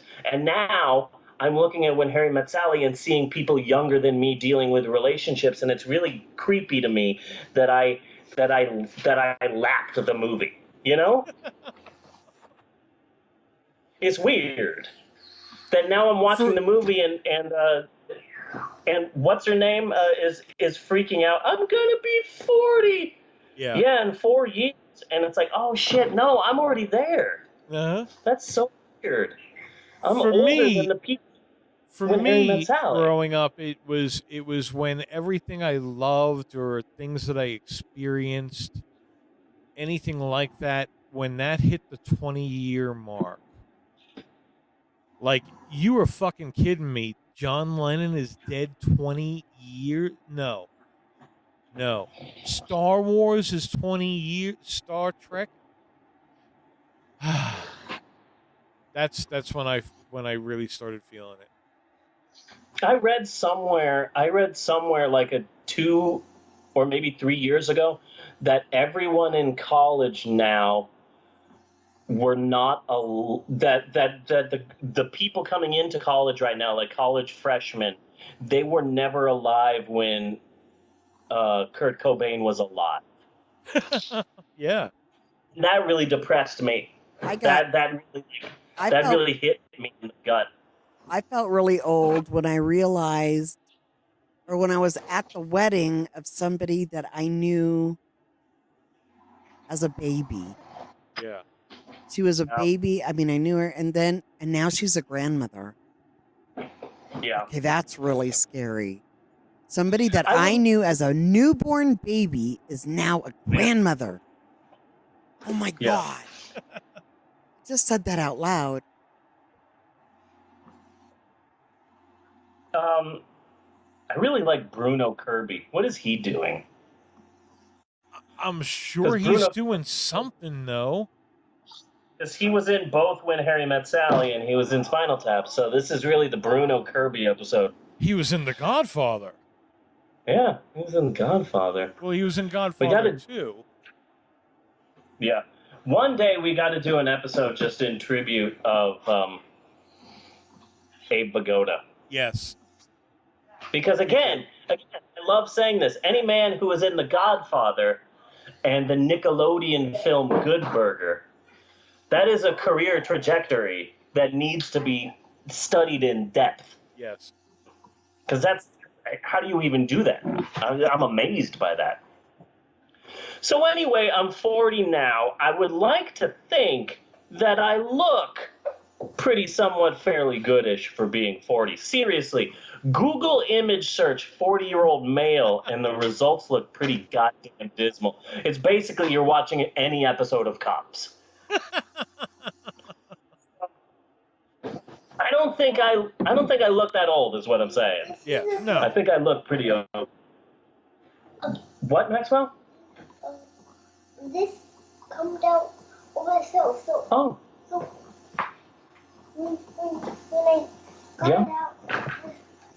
It just came out like that. Oh, okay, gotcha. But there are signs, subtle signs. I think that if you got yourself in the right place at the right time, you would still have a shot with Taylor Swift. Yeah. Granted, your genes wouldn't be pure enough, but that would be the only. It would not be a matter of your age. I am going for Loki hair. Yeah. And Taylor Swift did date Loki, so that is a possibility. There are some signs, though, that I'm getting older. Small signs, subtle signs. Long-haired, freaky people need not apply signs. Uh-huh. Signs everywhere, sign. Blocking out the scenery, breaking my mind. Mel Gibson, breathe like me. Aliens are afraid of water signs. Didn't the band from the Gilmore Girls cover that song? Probably. Hep Alien. Yeah. Just want to say, I'm the type of man that knows that knowledge without looking it up. I know the band is Hep Alien. I just want to take this time to say that I knew Gilmore Girls before knowing Gilmore Girls was cool. There are some subtle signs out there. I'm pretty sure Sebastian Bach was involved in a cover of that song. I love the fact that Sebastian Bach was in fucking Gilmore Girls. I just love that. I love that so much. I love that.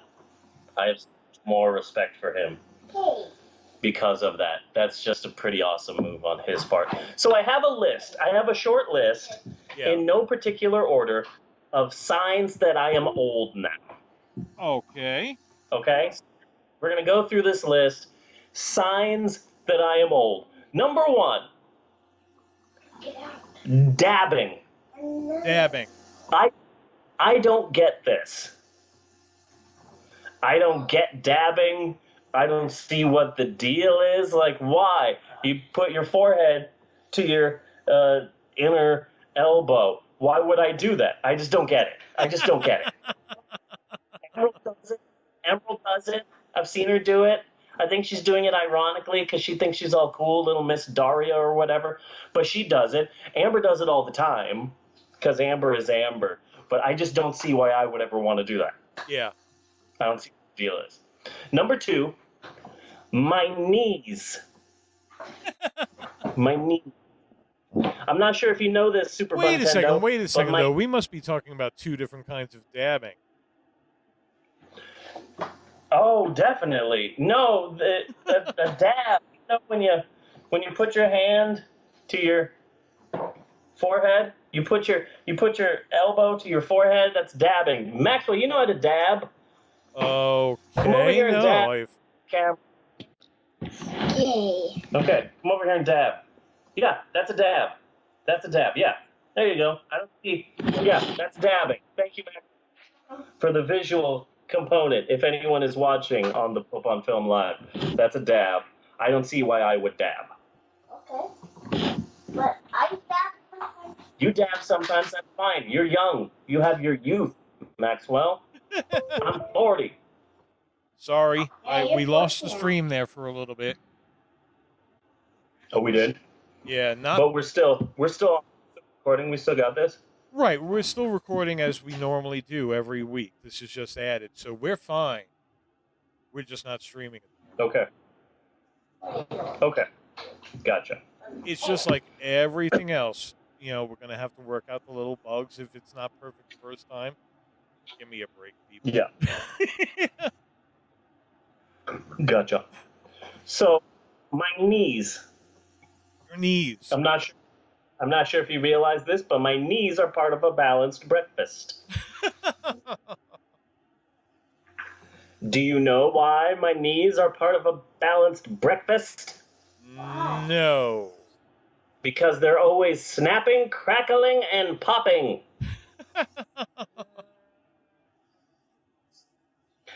The other day I was in the bedroom and I was in the living room and I was looking for something that someone dropped and I was bent down and then I stood up from a crouched down position and apparently Bella had not been around me when I had ever done this before. So she just heard my knees and went, "Oh my God, are you okay?"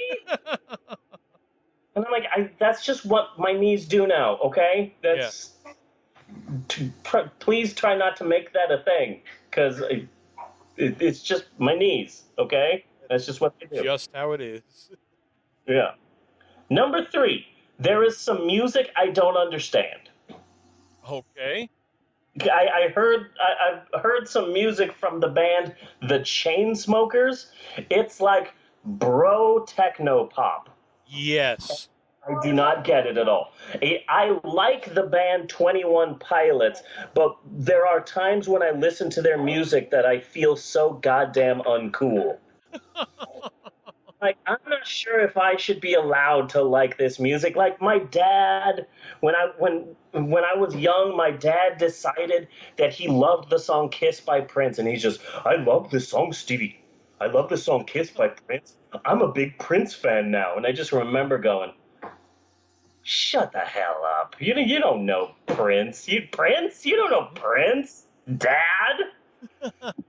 No, Prince, you don't like this man. You have no clue who this person is. You have no idea. Just drop this now. And now you'll never be able to listen to Prince again because your dad likes him. Yeah. Ridiculous. Dad loved the song "Kiss" by Prince.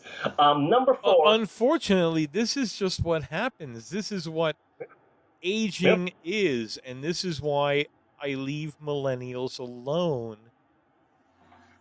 Because I am just watching the older generation become the older generation and picking on the younger generation for the same shit that they always have. Yeah. The previous generation, that generation, their generation, not ours, they've always been lazy motherfuckers. Every generation. Oh, you're striking a mood over there. Yeah. The blue light came on. Maxwell keeps turning the light off. Speaking of my dad, speaking of my wonderful freaking childhood. Yeah. Golf. I always hated golf. But recently, I think every sane person does. But recently, God damn it, I understand it now. Yeah. And let me tell you why. My dad loved going golfing. He would go golfing every Saturday, every Sunday. He would go off and he would golf. And he would go and golf. And I never understood it. There were some times where he would take me, and I never liked golf because my dad was always such a fucking like a penny pincher, a miser. Yeah. That he would never get a golf cart. Uh-huh.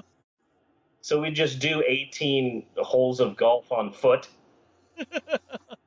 And it's just like, we're doing so much walking to hit a fucking ball, and I just don't get it. But I would always try and go with him as much as I could for the primary reason of afterwards we would go to the restaurant. Yes. We would go to like the club, and they had a buffet that was open all the time, and it was really expensive. And we got it after a game of golf, and oh my God, their fries were just so fucking good.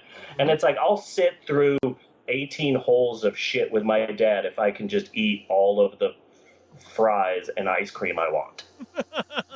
You know? Well, for me it was fishing and just like, God damn, what do I have to do to have a fucking bonding experience with this old motherfucker? But now I get it. I have 5 kids in this goddamn house. Mm-hmm. I have 5 kids in this goddamn house. I come home, and every time I come home, my wife is already stressed out to the limit from dealing with these kids. So I come home after a hard day of work, and she's just like, oh my God, thank God you're here. Here, take the kids. Take them. Take them. I just need some time for myself. So I never get any time. The only time I get for myself is the 45 minutes when I'm driving to and from work. Yeah. And that's pretty much about it. So I don't get a lot of time. So suddenly, like a couple of days ago, like a light bulb hit in my head. My dad didn't like golf. He just wanted to get away from us. Golf was never about golf. He just never wanted to be a fucking dad. Uh-huh. And so he had one thing in his life where he could just say, all right, I'm gone for 4 hours. Bye. I'm going to go hit a ball around and then afterwards drink a lot. Yes. With a bunch of random dudes. I'm going to have some time away to myself where I get to just not be a father. And it's like, God damn it, I kind of get that. Can I golf? I start golfing. Do I have to buy clubs? I can't rent them. Do they sell them at Goodwill? Can I just... Well, I have to buy the whole thing? you're not a golf type, okay? But the new world that we have come into does have options for you. You could become a zombie walk enthusiast. You know, True. Cosplay. Everybody, these kids Cosplay. today, they love the fucking cosplay, don't they? They do.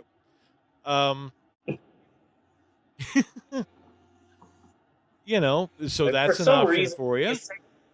Like, cosplay is a word I've heard a bajillion times, but for some reason, when you said cosplay, I just pictured cosplay as just being dressing up as Bill Cosby. I'm calling bullshit on that because I know you've typed cosplay into YouPorn at least once. Oh, I really like the parody porn that they make. There's a lot of out there, and it's really good. Yeah. And a lot of people who kind of look a lot like Harley Quinn. So golf. I get golf now. I get golf. I hate my dad, but god damn it, I understand wanting to just leave for 5 hours. Well, then I think that's an advantage I have not having had kids. I can still hate golf. Yeah. Golf. Number 5, NPR. Enough said. Just NPR. Yeah. Just NPR. And the last one is one that I am actually vaguely ashamed of, but I'm not exactly sure why. Mm-hmm. I am a big-ass fan of the magazine Bloomberg Business Week. Huge-ass fan. Most of their articles are boring shit, but for every 12 boring-ass articles, there's an article about something I care about. Like a couple of weeks ago, there was a great article about how ESPN is in the shit house. Oh, yeah. Because apparently ESPN is a huge victim of the fact that people just fucking hate cable nowadays. Mm-hmm. You know? People hate cable. You can just subscribe to HBO Go. You can just subscribe to Hulu and Amazon and Netflix, and you just don't need fucking cable anymore. Yeah. So ESPN is fucking failing, and it's just going down the tubes. And then you think, oh, poor ESPN. Not only are people not watching your network, okay. but you have like 100 networks. There's like ESPN 10 and ESPN College Eastern Division, and you have so many channels and no one's watching any of them. Like, oh, poor ESPN. I love that. Yes, but that's why I want us to have a channel out there. I at least want us in the stream somewhere. You see what I mean? Yeah. No, as more people turn to streaming options. Because that's what you're doing with HBO or Showtime or anything like that. And you could do all of that on the Roku. I think you could do that on any of the platforms. Yeah. So we're out there. We are out State. there. I had the link up for the Roku channel earlier. So please, I'll put it up again, but please subscribe. Yeah. So this week on the big show, we will actually be talking about not one, but 2 recent Bloomberg Business Week articles. Boom! You just got Shyamalan again. Double Shyamalan. Yeah. Because this week's episode was an idea that originated through another recent Bloomberg Business Week article entitled "This Lawsuit Goes to 11." Yes. I haven't caught the latest news, but I know what's his name? Shearer. Yeah, he's a troublemaker, apparently. He's a big troublemaker. They talked about it a lot. Yeah. So it's story time, everybody. It's the story of the making of Spinal Tap, and more importantly, it's the story of the finances of Spinal Tap. That's the interesting part. Yeah. I'm really proud of this story time because Spinal Tap is one of those movies where everybody just knows everything about everything. Yes. So thanks to my bizarre love of Bloomberg Business Week, I have an angle for this movie that not a lot of people know about, so I'm really excited about that. So, In 1978, Harry Shearer, Rob Reiner, Christopher Guest, and Michael McKean were very, very lightly batting around the idea of creating a totally real fake band. Yeah.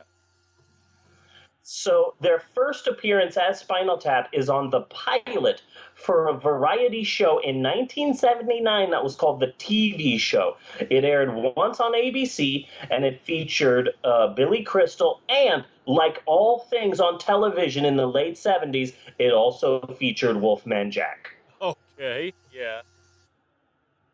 It was law in America if you had a TV show in the 70s, Wolfman Jack had to be in it. Yes. It didn't matter what it was. Including game The shows. Johnny Cash Show. Yeah. Hollywood Squares. It didn't matter what it was. But it was pretty awesome that time. How you do it? It was pretty awesome when he was on with Julia Child, man. Yeah. So we're going to be cutting up these onions. Yeah. Yeah, that was fun. Wolfman Jack, for me, is one of those people where I love the idea of Wolfman Jack more than I love Wolfman Jack. Was that tends his to real... get on my nerves pretty fucking quickly. Was that his real voice, or did he Macho Man himself? I think he Macho Man himself. Yeah. Well, so he was one of those people where it's... You hear his real voice in American Graffiti. Okay, yeah. Because he so was he's pretending just one like of those he was guys not like Wolfman Jack. Yeah. So he's one of those guys like Macho Man Randy Savage, where it's like, hello, how are you doing? I am a young Randolph Savage. Yeah, I use a different name when I'm professional wrestling, but it's okay because I don't think I'm going to be wrestling that long. Yeah. So it won't have a direct effect on me. And then finally you see Macho Man Randy Savage, and 62 years old, going to McDonald's. Can I get a number? And could I get that supersized? Oh, yeah. Why is your voice like that? I didn't think I'd be on TV for that long, brother. So he just got stuck with this horrible voice. Well, because he just did it for so long, he just got stuck with that voice. I felt like Wolfman Jack was the same way. Well, right. It makes me wonder, how long do you have to put on that voice and use that voice before it just becomes your friggin' voice? Yeah, I don't know. Bonesaw is ready. So, Spinal Tap's first appearance on the TV show is on YouTube, and they do a song, and it's an okay song, but the video is so... the video of them being on the TV show is so earnest. Yeah. And so serious and so not funny at all that there's nothing in it to distinguish it from any other actual band. So it's a bit weird. Yeah. It's like they did a funny bit, they forgot to be funny. So they're really just, at that point, you're not a fake band, you're just a band. So it's a bit odd. Also, they look funny. They obviously hadn't settled on their look yet. Yes. But so, I do think that Spinal Tap had to wait. If it would have come out at the time when they had shot that piece, it wouldn't have flew. We really need to get to the whole hair band thing. Yeah. So Spinal this is Tap actually to really work. They are perfect in that. Yeah.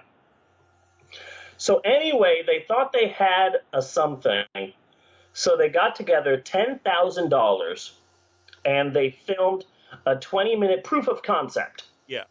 A proof of concept.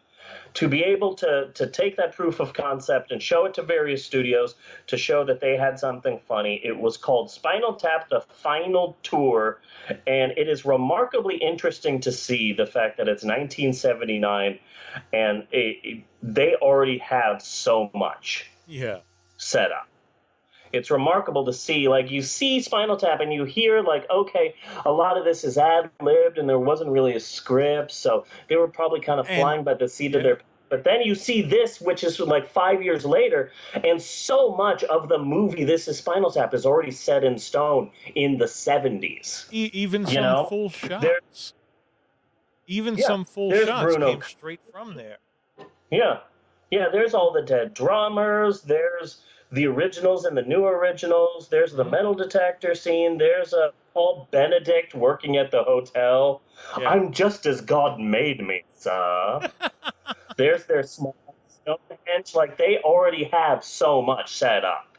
And there was some And they extra. I caught some extra in the background, and I forget who the fuck it was. He was doing the and I forget what the fuck his name was. David Letterman's band guy, Paul Schaefer in Spinal Tap. They were doing the same scene. What? Yes.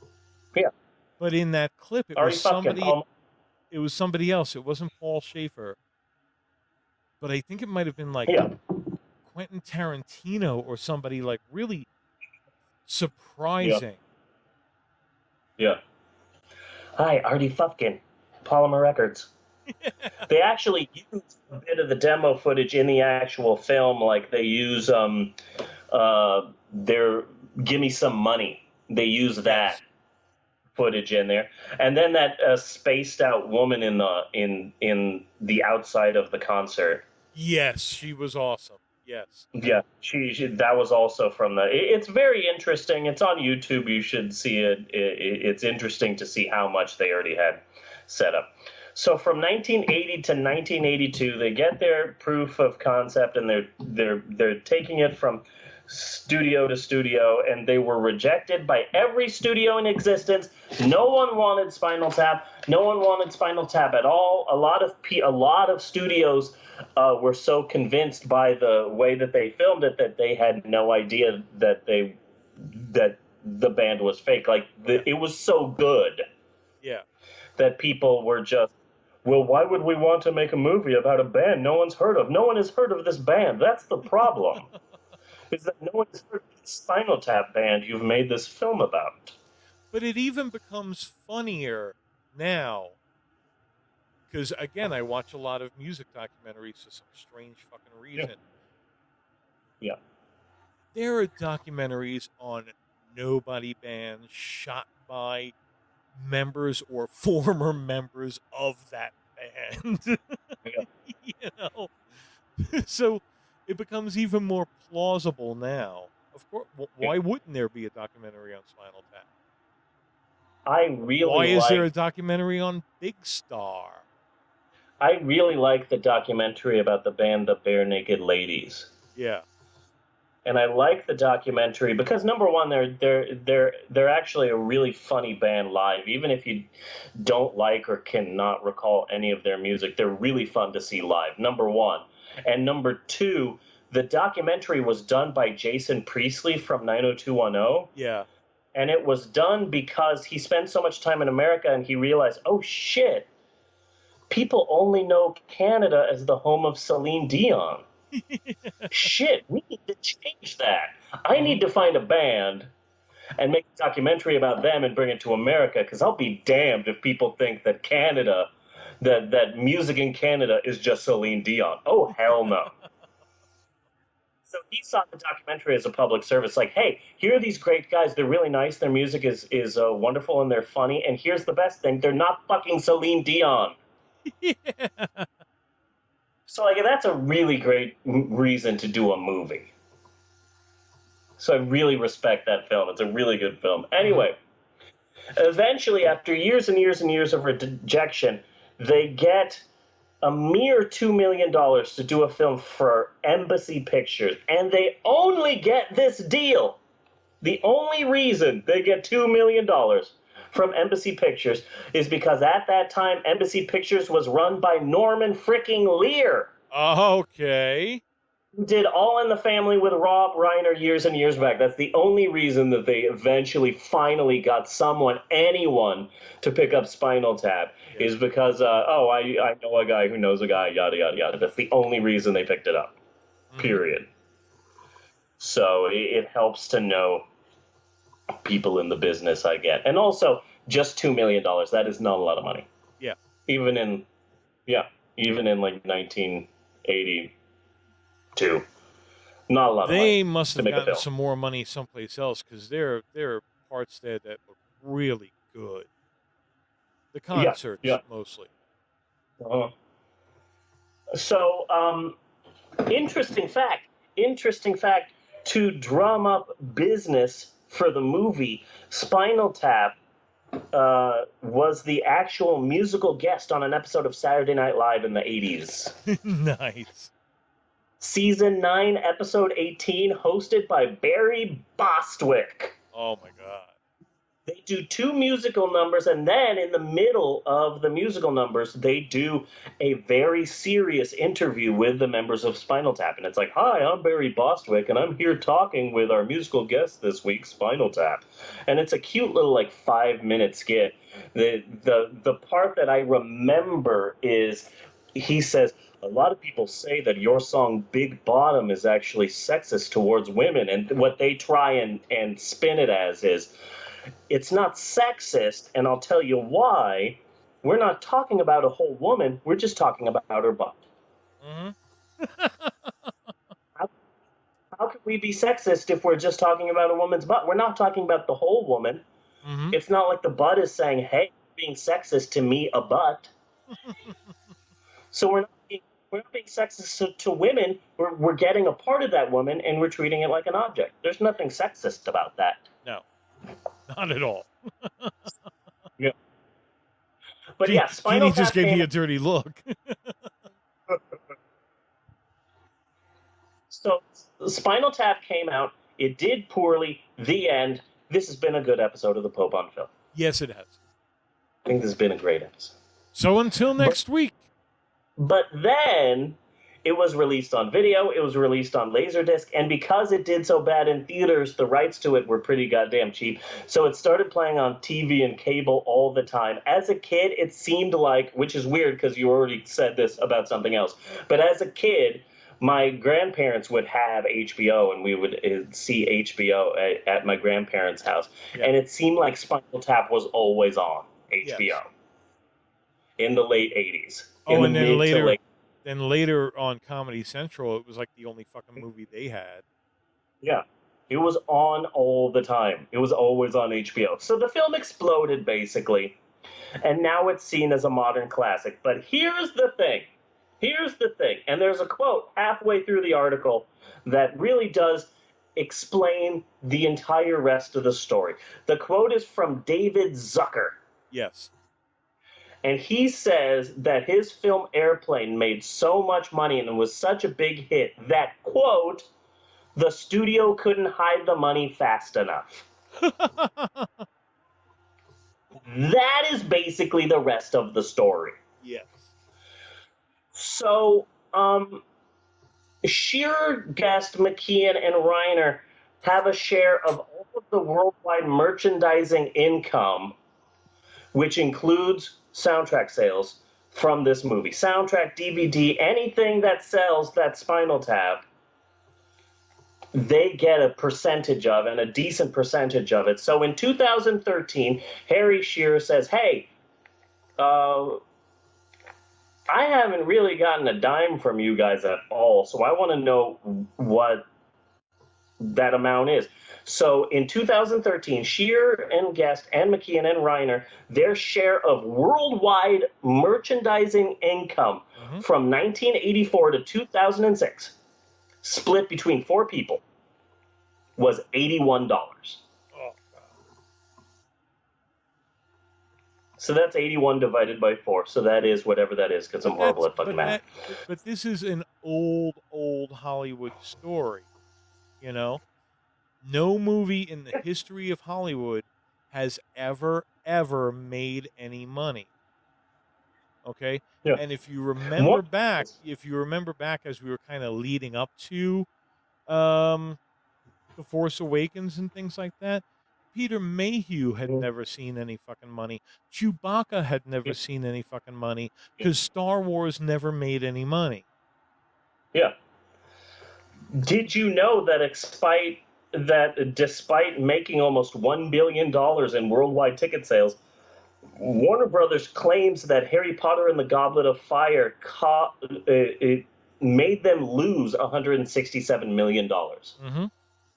The film made $1 billion worldwide, just that one Harry Potter movie, but they lost hundreds of millions of dollars. Yeah. They never made a profit. And allegedly, the entire Lord of the Rings trilogy, which made a combined $3 billion worldwide, saw, quote, horrendous losses. Mm-hmm. So, yeah. And Peter Jackson was suing over that, too. And I think they finally worked out a deal so that he could do The Hobbit. Because if you remember, The Hobbit was originally going to be Guillermo del Toro. Yeah. But Hollywood says, oh, yeah, you can have a percentage of the grosses after, if this movie makes money. So then the studio says, yeah, sorry, but I know this film seems really successful, but we actually didn't make any money from Forrest Gump. Sorry. Sorry, you can't have a percentage because no one went to go see Forrest Gump. It was a loss for us. I read an article for this episode of movies that allegedly made no money. It's ridiculous to think that Forrest Gump made no money. Mm-hmm. Forrest Gump lost hundreds of millions of dollars for the studio. That's fucking ridiculous. Yeah. So, so their combined share of worldwide merchandising income from 1984 to 2006 was $81. Not 8,100, 81,000, 81 freaking dollars, which makes sense because no one has ever bought a Spinal Tap DVD. No. Ever. No one ever owns it. No one has ever owned Spinal Tap, ever. The soundtrack sales from 1989 to 2006 amounted to $98 was their cut. Uh-huh. So that means that some people have bought the Spinal Tap soundtrack, but only about 100. Yeah. Only about 100 people have ever bought the Spinal Tap soundtrack. So, so basically no one ever bought a Spinal Tap DVD. No one has ever purchased the Spinal Tap soundtrack. Damn you, Napster! Look at how you have ruined us. So now all four of these gentlemen are suing the now owners of the Spinal Tap rights. It bounced around for a long time. For a while, apparently Coca-Cola owned the rights to Spinal Tap. Really? Okay. But now it's owned by Vivendi, and the soundtrack is owned by Sony Music. But Vivendi also licenses some of Spinal Tap to their corporate partner, Universal Music. And a lot of people say that that's the way that companies keep rights from artists, by saying, okay, so you will get some money from Forrest Gump, and now we have Forrest Gump, but we are going to give some of the rights to Forrest Gump to our parent company, Anchor Universal. Mm-hmm. And then when Tom Hanks comes in and says, hey, I want the rights to Forrest Gump, I want my money from Forrest Gump, open your books. They say, okay, here are our books. Yeah. And then they say, wait a second, Forrest Gump is also owned by this other company, Anchor Universal. I want to see their books too. And that's when the studio is literally legally allowed to say, sorry, you can only see our books. You can't see their books. Yeah. That's a different company. So whatever the amount is here in our books, that is what we legally have to give to you. So that's one of the reasons why the Spinal Tap people are suing for this. Yeah. Way back in the 80s, the contract that they signed with MSC Pictures gave them a percentage of the film's income, including merchandising and soundtrack sales. And the contract, but here's the reason why the Spinal Tap lawsuit might be different than the Peter Jackson lawsuit, might be different than all of the other lawsuits out there, is that the contract was signed so early in the 80s, way before studios put clauses in the contract that made them basically lawyer-proof. Oh, okay. So that's one of the reasons why this case specifically is such a big deal. It's such a rare chance that the boys are also suing to reclaim the copyright to the name Spinal Tap. Yeah. So this is a case with a surprisingly large amount of Hollywood implications. They're suing for $400 million in damages. Ooh. Some people say that they're only suing for $125 million, but the Bloomberg article said $400 million. But that I think it's two different numbers. We're suing you for $125 million, but of course with damages and all that, it's going to equal $400 million. But whatever, they're suing for a shit ton of money. Yes. And they're suing for the rights to the name Spinal Tap. And $400 million seems like a lot, but damn it, if you do the math, if you actually do the math here, then, okay, so they're entitled to 5% of all merchandising revenue. So if Vivendi tells them the truth, oh, here is the truth, you only get $81, then that means that in 20 years, Spinal Tap only made $1,620 in merchandising. Mm-hmm. And that includes DVD sales, so that number cannot in any way be right. No. And yeah, so the article really is interesting. It goes to great lengths to explain the shady practices of Hollywood accountants. Apparently, Hollywood is as open with their books as our president is with his tax returns. So basically, that's the story of Spinal Tap, and I'm really proud of that because that's an angle that not a lot of people know about. Yeah, I haven't read about it in depth. I know particularly Harry Shearer has been suing. I've been hearing his name come up a lot in regards to that. But yeah. It's a similar story to other stories where the creative side gets fucked. Just like when we were talking about the writers a couple of weeks back. It always has to go to arbitration to figure out who wrote the script, and who wrote the script, whose name goes up in the credits, is not necessarily the person who wrote the script. Yeah. Because that's how fucked up the system is. Yeah. So I like this story because it's a story that people don't rightfully know. Speaking of lesser known stories, I'm not sure if I mentioned this before. Yeah. I'm not sure. We did do a Christopher Guest movie before. We did Mascots, which in retrospect was kind of okay. Mm-hmm. I remember looking at it when we saw it, but now that I'm thinking back, like I barely remember a thing about that movie. So I guess it was just okay. But speaking of lesser-known stories, did you know that Christopher Guest is a freaking lord? No. Yeah, apparently his dad was a British UN diplomat who eventually became the fourth Lord Honorable Baron Hayden Guest. Wow. So when Christopher Guest's dad died in 1996, he inherited the title. So now he is the fourth Lord Honorable Baron Hayden Guest is his official title. Man, and good on him. He inherited a lordship. Yeah, and he was so excited about that he even attended a shit ton of House of Lords. I don't know what you call them, powwows. Yeah, I believe so. House of Lords meetings, I guess. Meetings. Until 1999, when the House of Lords banned hereditary titles from having seats or something. I don't know. This is all British wacky shit.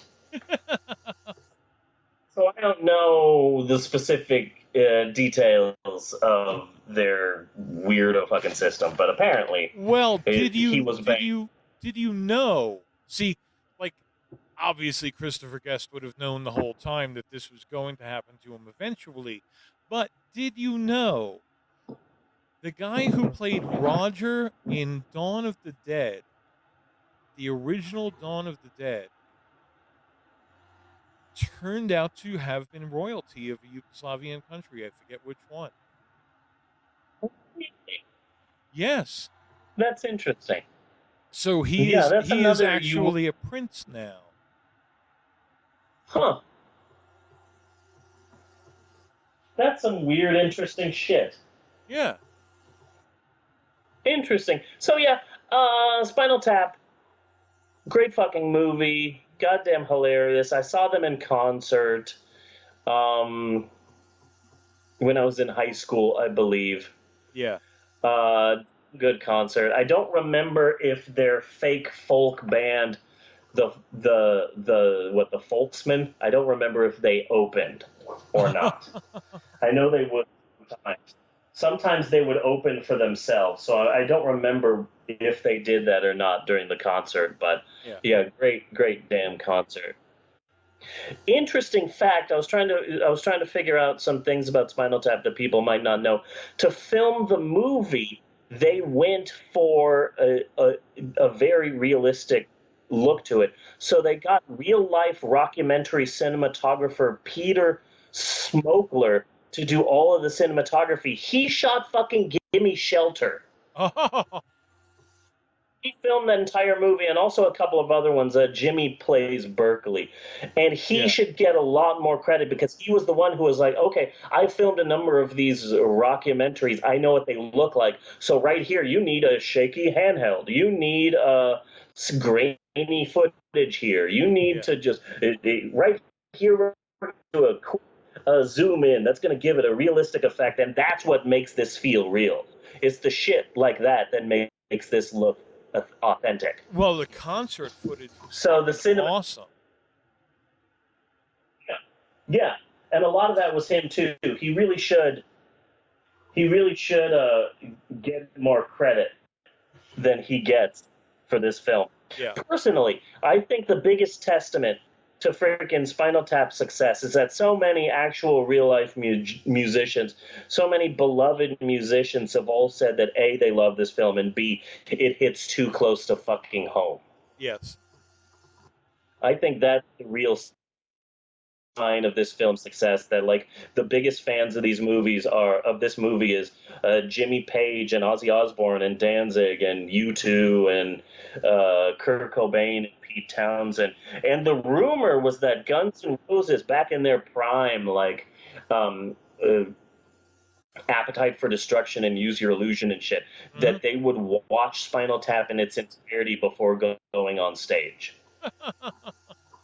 That was the rumor that I heard, and the rumor that they said to people in interviews and stuff, that one of the reasons why they were always late for their concerts was just, well, we have to watch Spinal Tap when we get to the venue, and then we go on. Mm-hmm. Anyway, I love this goddamn movie. I love Spinal Tap. I love their music. I love all of the lovely lads. Great fucking film. So, we've got one other a piece of the show to do here, but before we get to our powerful ending of the show, should we take a break? Should we take a break? I think we should take a break.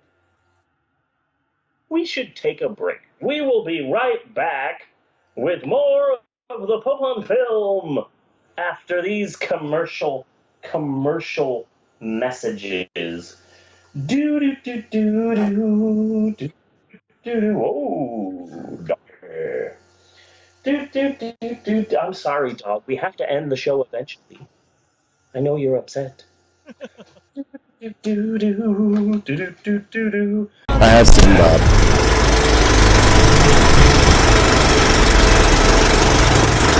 He's up in the sky. Hello again. It is I, Thaddeus Mumford, bassist for Arsenal! Sorry, it's been a lot of years since me and the mates played, but like, if I say Arsenal! I'm only able to say it in that way anymore. So I don't go to their concerts anymore. It's not because I'm upset or anything, or there's some big rift between I and Stacey Jacks. But to have a stadium full of people all going, Arsenal! Last time I went, I could barely lift my arm the next day.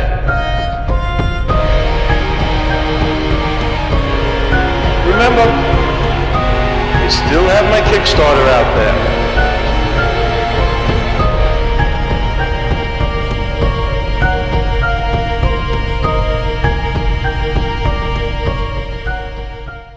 A salute to the state of Oklahoma.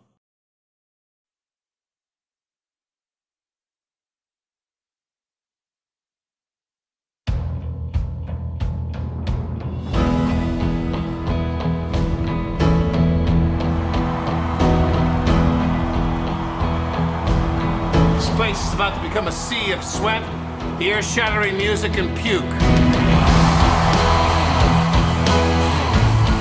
Jimmy, I've told you 10,000 times, girls drink free, dudes pay full freight. They are dudes.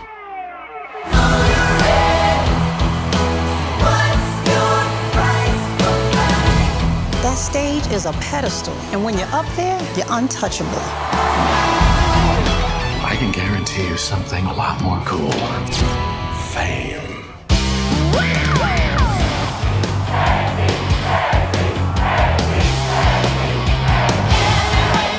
This man spews out 3 things. Sex. I saw Stacey Jacks.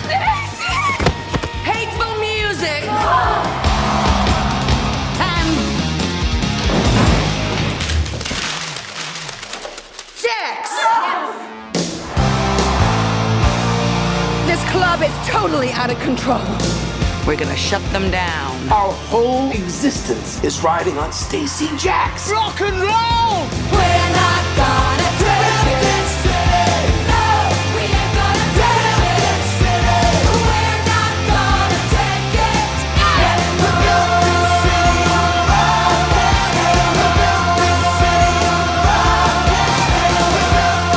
This is the greatest night of my life! Ladies and gentlemen, the icon of rock, the legendary Stacey Jacks.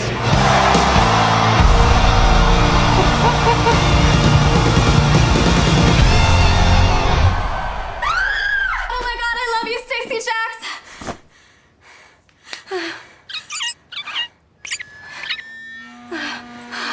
I love you. I love rock and roll, so come and take your time and dance with me. And we're back with more of the Pope on film. Well then, Bunny, Yes. cough, cough, cough, cough, cough, beginning cough, cough. Cough. Let's talk, what'd you say, Bella? Bunny Ripper. Bunny Ripper. That's a good one. That's a good one, Bella. Thank you. Well then, Bunny Ripper, let's talk about books. You see, people always say, hey, write what you know. And what I know is that I have been a loyal employee in fairly good standing for most of the time. For well over 16 years at my local bookstore, and as such, I really do have my brown fingers on the pulse of the book world, and I am here to rub my pulsating brown fingers all over your sweaty face with this week's installment of Notes from the Bookstore. I love this segment so much. I want to marry it. I want to take it home and just kiss it all over. I love it so much. And things have been very, very stressful at your local bookstore recently, but not because of any of the reasons. Not because of any of the reasons that we have already previously mentioned on the show, like visits from Suits or secret shops or employees being kidnapped and sent to literary internment camps for the unforgivable crime of flair. No, this week it's more basic. It's more normal, it's more down to earth. Two very basic things that are making life difficult for the employees at your local bookstore. Number one, finals. Finals. Freaking finals. We have some real spring chickens working at your local bookstore, and it's crazy. It's crazy, at least to me, because, oh my God, I can't believe finals are this week, is a sentence I have not said this century. I have not said that this century. This century, I've never said, oh my God, I can't believe finals are this week. So I'm not a young man, as we've talked about before. I am not a young man. But I do have a lot of young employees, young fellow employees who are basically running on fumes and Red Bulls right now. It's basically their water right now. So here's an idea. Here's a money-making idea for you, Bunny, for anybody who's listening. If you really want to make some quick, easy cash right now, this is what you do. You head on over to your nearest coffee shop or bookstore cafe and start selling Scantrons. Okay. That is how you're going to make millions right now. You go to your local bookstore's cafe, you start selling Scantrons, number 2 pencils, Adderalls, and cocaine, and these will all sell like hotcakes. At your local bookstore, I guarantee. Yes. So, a lot of our employees have finals right now. And as a result of all of that studying and cramming that they're doing, they're basically useless. Okay. Basically, we can't use them. We can't use them. They're so stressed out and they're studying and yada, yada, yada. So they're like zombies, but just with perfect porcelain skin. Yeah. You know? It's ridiculous. Perfect skin. Perfect skin. I thought when I turned 40 that the zits would stop. Yeah. I was wrong.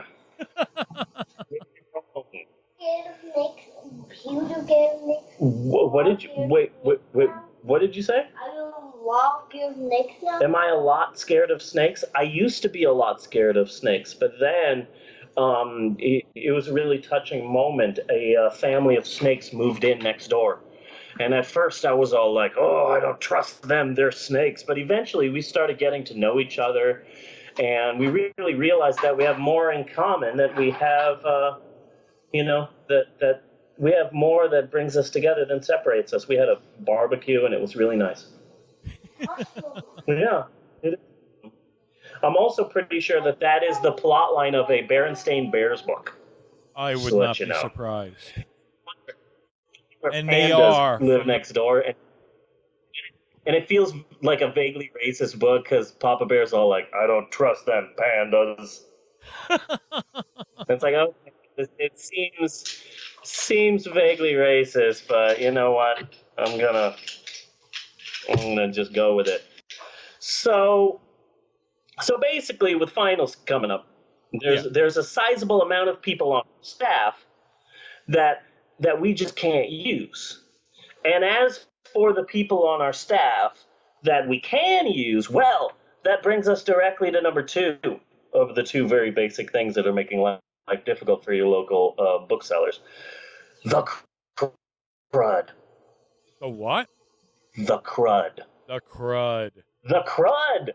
The crud's hit us. Bunstantinopel. The crud has hit us, and it has hit us hard. The crud, the yucks, the sickies, the Donald Trump's dead eyes, whatever you want to call it. One person gets sick, Bunny.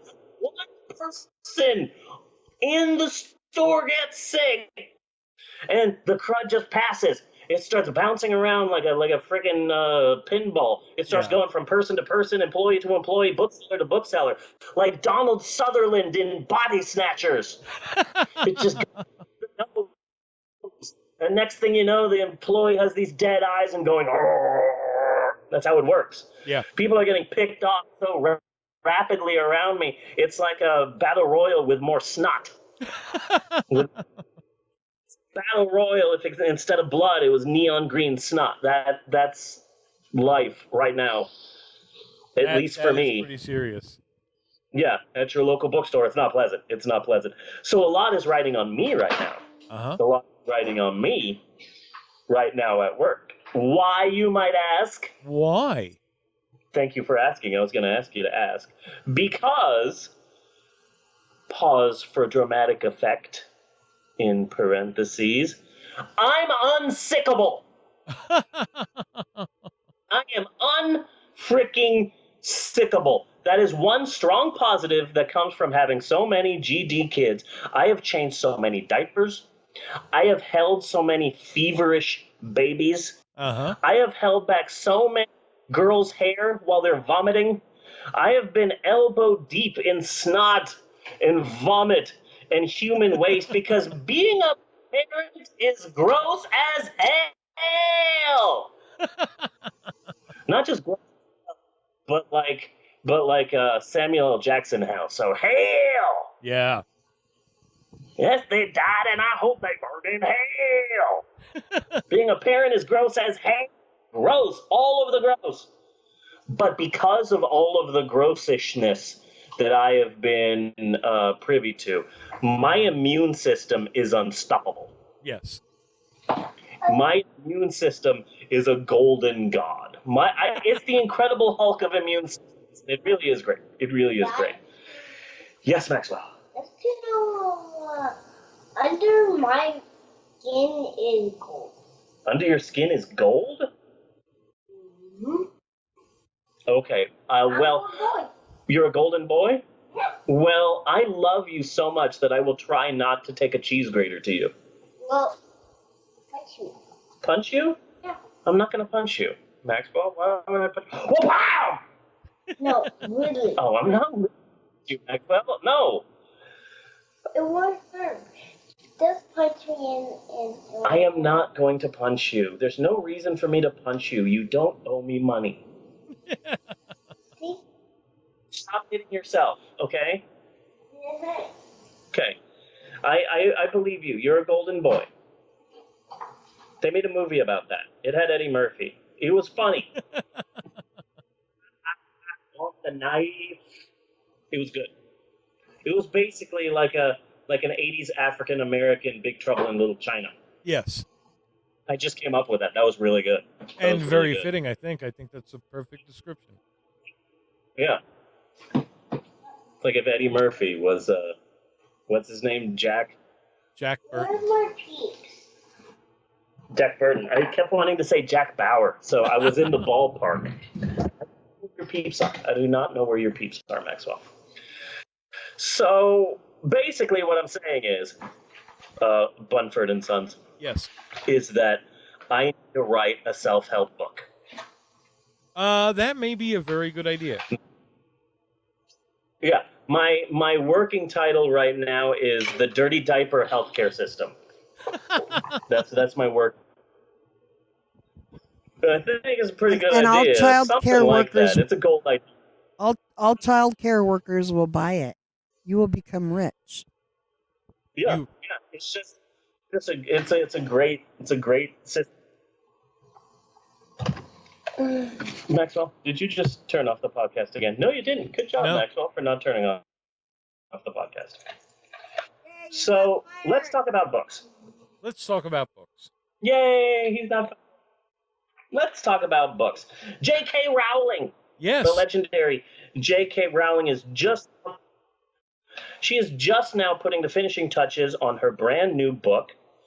Really excited about it. It should be coming out next summer, I believe, or early next year. Yeah. The book is called The Joke's on You.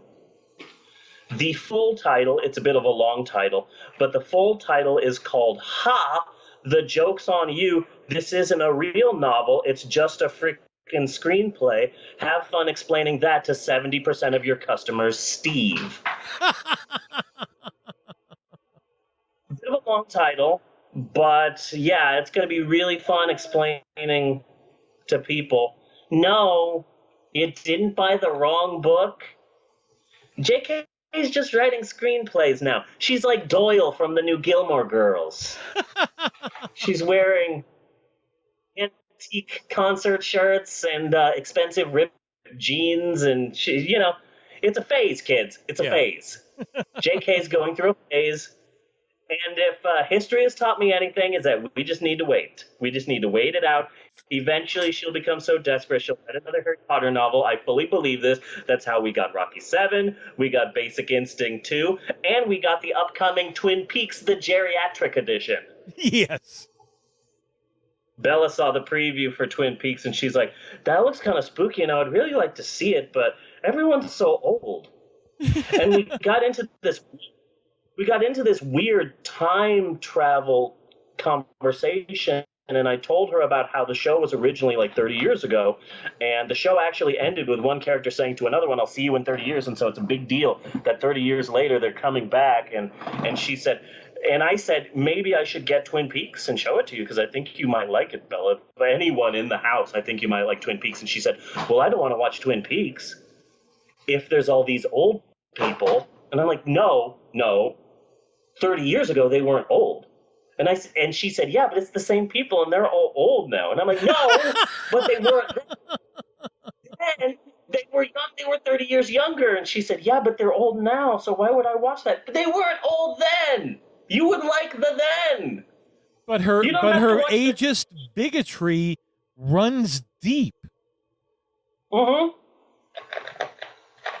I couldn't explain it to her. There was just no explaining it to her. Oh, you could. She just refuses to get it, the little bigot. Yeah. Mm-hmm. Yeah. Refuses. Hey kids, here is a fun fact for you. Rick Steves, we've talked about him before on Notes from the Bookstore. Rick Steves, the soft-spoken travel guru, PBS headmaster, and king of white privilege. He's written a number of travel books. He's considered just the master of travel. He actually, interesting fact, he has an hour-long radio show, and it plays on the weekends on your local NPR station. Last week, I woke up super early. We had no coffee in the house, so I woke up super early so I could get coffee, so I could come back home, make the coffee, get ready for work, and then leave. It seemed like a ridiculous extra step, but I just need my coffee. Mm-hmm. And so I'm listening to the Rick Steves Radio Hour, which I've never heard before. And sadly, I'm here to inform you that despite my own personal best wishes, Rick Steves' show is not of the shock jock variety. Oh. Disappointed by that. I really do think that he could be a great shock jock. You've got Howard Stern. Uh-huh. Number one, Howard Stern. Number two, maybe Mancow's Morning Madness. Yeah. If he's even still alive. Number three, Pawnee, Indiana's own Crazy Ira and the Douche. and then number four, the Rick Steves Travel Hour. Hello, all of you listeners out there listening on your local NPR stations. I'm Rick Steves, your host for the Rick Steves Radio Hour. This week we will be discovering hidden gems of Barcelona. We will be talking about some must-see spots in Eastern Europe. We will also have Walter the Angry Dwarf in the studio, and we will see if we can pay some strippers to pee on his face. We're going to be taking your calls and answering your questions about the best cruises to take. And as always, we're going to have another fun game of Spank the Homeless Man right here on the radio hour. See, that would be some great radio. Yes, it would. Really do think he can make it big. Yes. He can make it big. And when you are big, do me a favor. Uh-huh. When you get home, you go into the closet, you put on your swan hat, and you look in the mirror and you remember who you used to be, where you came from. I may be the only person who has made a Sandy Wexler reference. That is history. Woo! But I'm proud of the fact that I may have been the first one to make that reference. Yes, but it could be damaging to the show. It could be. I should stop mentioning Adam Sandler. I just keep mentioning Adam Sandler in this episode. He's just so amazing. And of course, he needs to go into a little band section and shunned. Just shunned. Yeah. And of course, the big news, the big news in the book world is, of course, the controversy surrounding the very popular best-selling teen book by teen book author Asher J. Fleming. He's the son of Asher Fleming, Okay. the professor who had sex with Paris Geller right before he died. Interesting fact, he was a very old man who died of old age because he survived the ritual of carousel. That was a reference in a reference. Yes, it was. Reference. Refception. That was referenception. I am talking, of course, about the highly sought after teen melodrama book entitled 15 Reasons Why Killing Yourself is Like Totally Awesome. Can you believe that some uptight parents out there somehow actually think that the book 15 Reasons Why Killing Yourself is Like Totally Awesome glorifies teen suicide? I don't even know how anyone think that this sappy pro-suicide book, which clearly goes to great lengths to explain the 15 legitimate reasons why a teen girl would commit suicide, could in any way glorify suicide. Yeah. I mean, come on. Just come on. We're new parents. You got these crazy ideas, you know? Mm-hmm. And of course now, some schools are banning discussion of it. Some schools, because now this beautifully sappy book is now a Netflix show. That was seemingly created, as far as I can tell, the show was created solely so that everyone that was creatively involved can say that they're doing a service.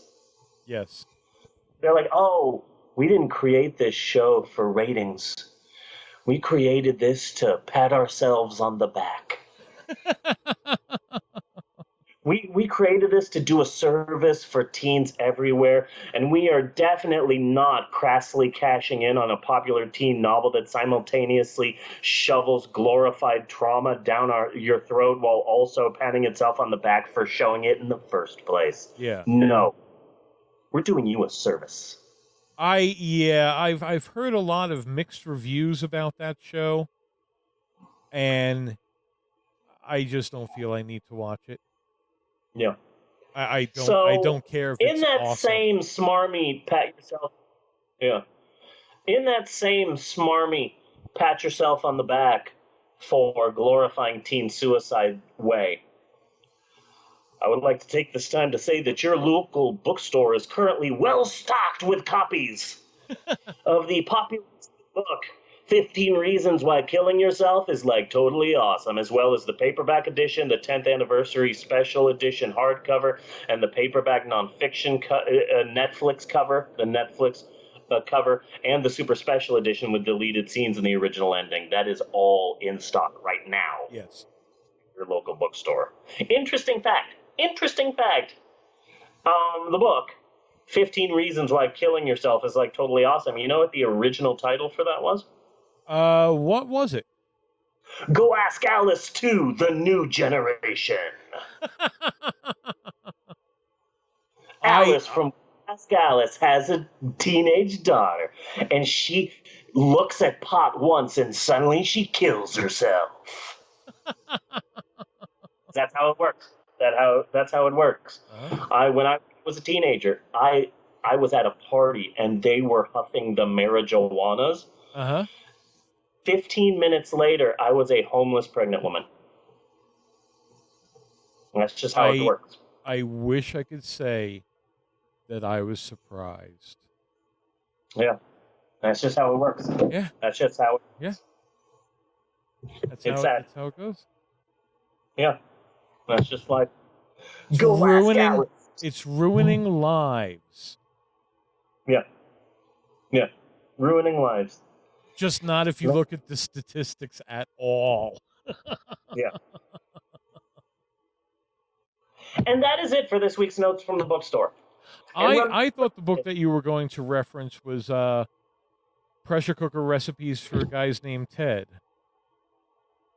Oh no, I'm still working on that. I'm still working on that. It's gonna be a good book. Good. It's gonna be a good book. It's very specific. It's a book. It's not a book for everybody.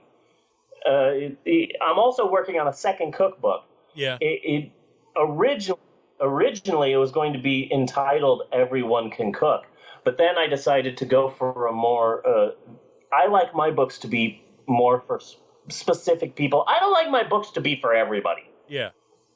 I'm a cult classic, not a bestseller. So that's why my second cookbook is called Everyone Can Cook, Just Not You. And it's recipes for people who aren't you. Yeah. So if you buy my cookbook, you can't do any of the recipes. And we'll be really serious about this. I'm already hiring guards. Got to be strict about this sort of thing. Got to be strict. It's a strict, publishing is a strict world. Yes, and it is. That is it. And that is it for this week's Notes from the Bookstore. And remember, kids and kidettes, you can save 10% on all of your purchases. You just need to spend 20% more. But we also send you really nice coupons, so it's kind of a give and take. Yeah. It's kind of a give and take. And that's been the episode. Short, sweet, direct, to the point, not 5.5 hours long. Good episode. Damn good episode. Next week for homework, we're doing Ultraman 1966 episode 2 English dub on YouTube from the YouTube account That Guy from M78. That's all one word. Of course, it's YouTube. And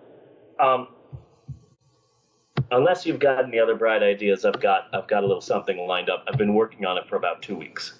What do you got? I've been kind of leaving it to you for now. What do you got? Okay. Let me pull it up. I was looking at my YouTube account, and way back in the day, I would post the Churchless Movie of the Week on my blog. Yes. I would post different free movies on my blog.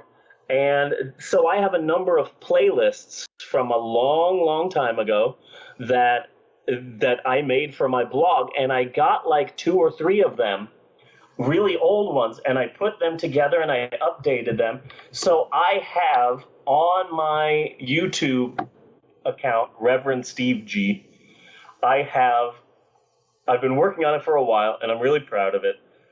The Pope on Film presents Octoman. Octoman, okay. And I think it's a 1971 movie, and I don't know if I've ever actually been able to sit down and watch it all the way through. It's kind of a hard one. It's kind of a difficult movie I don't know to if get I've ever through. seen It's The Incredible Melting Man is a superior film to Octoman.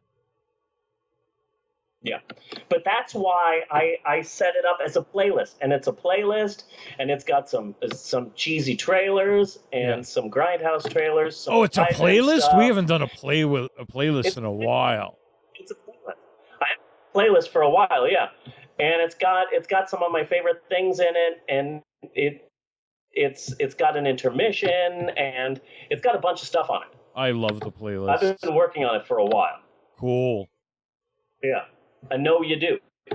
You do, and I've got a bunch of stuff on there for you. Cool. So yeah, it's on YouTube.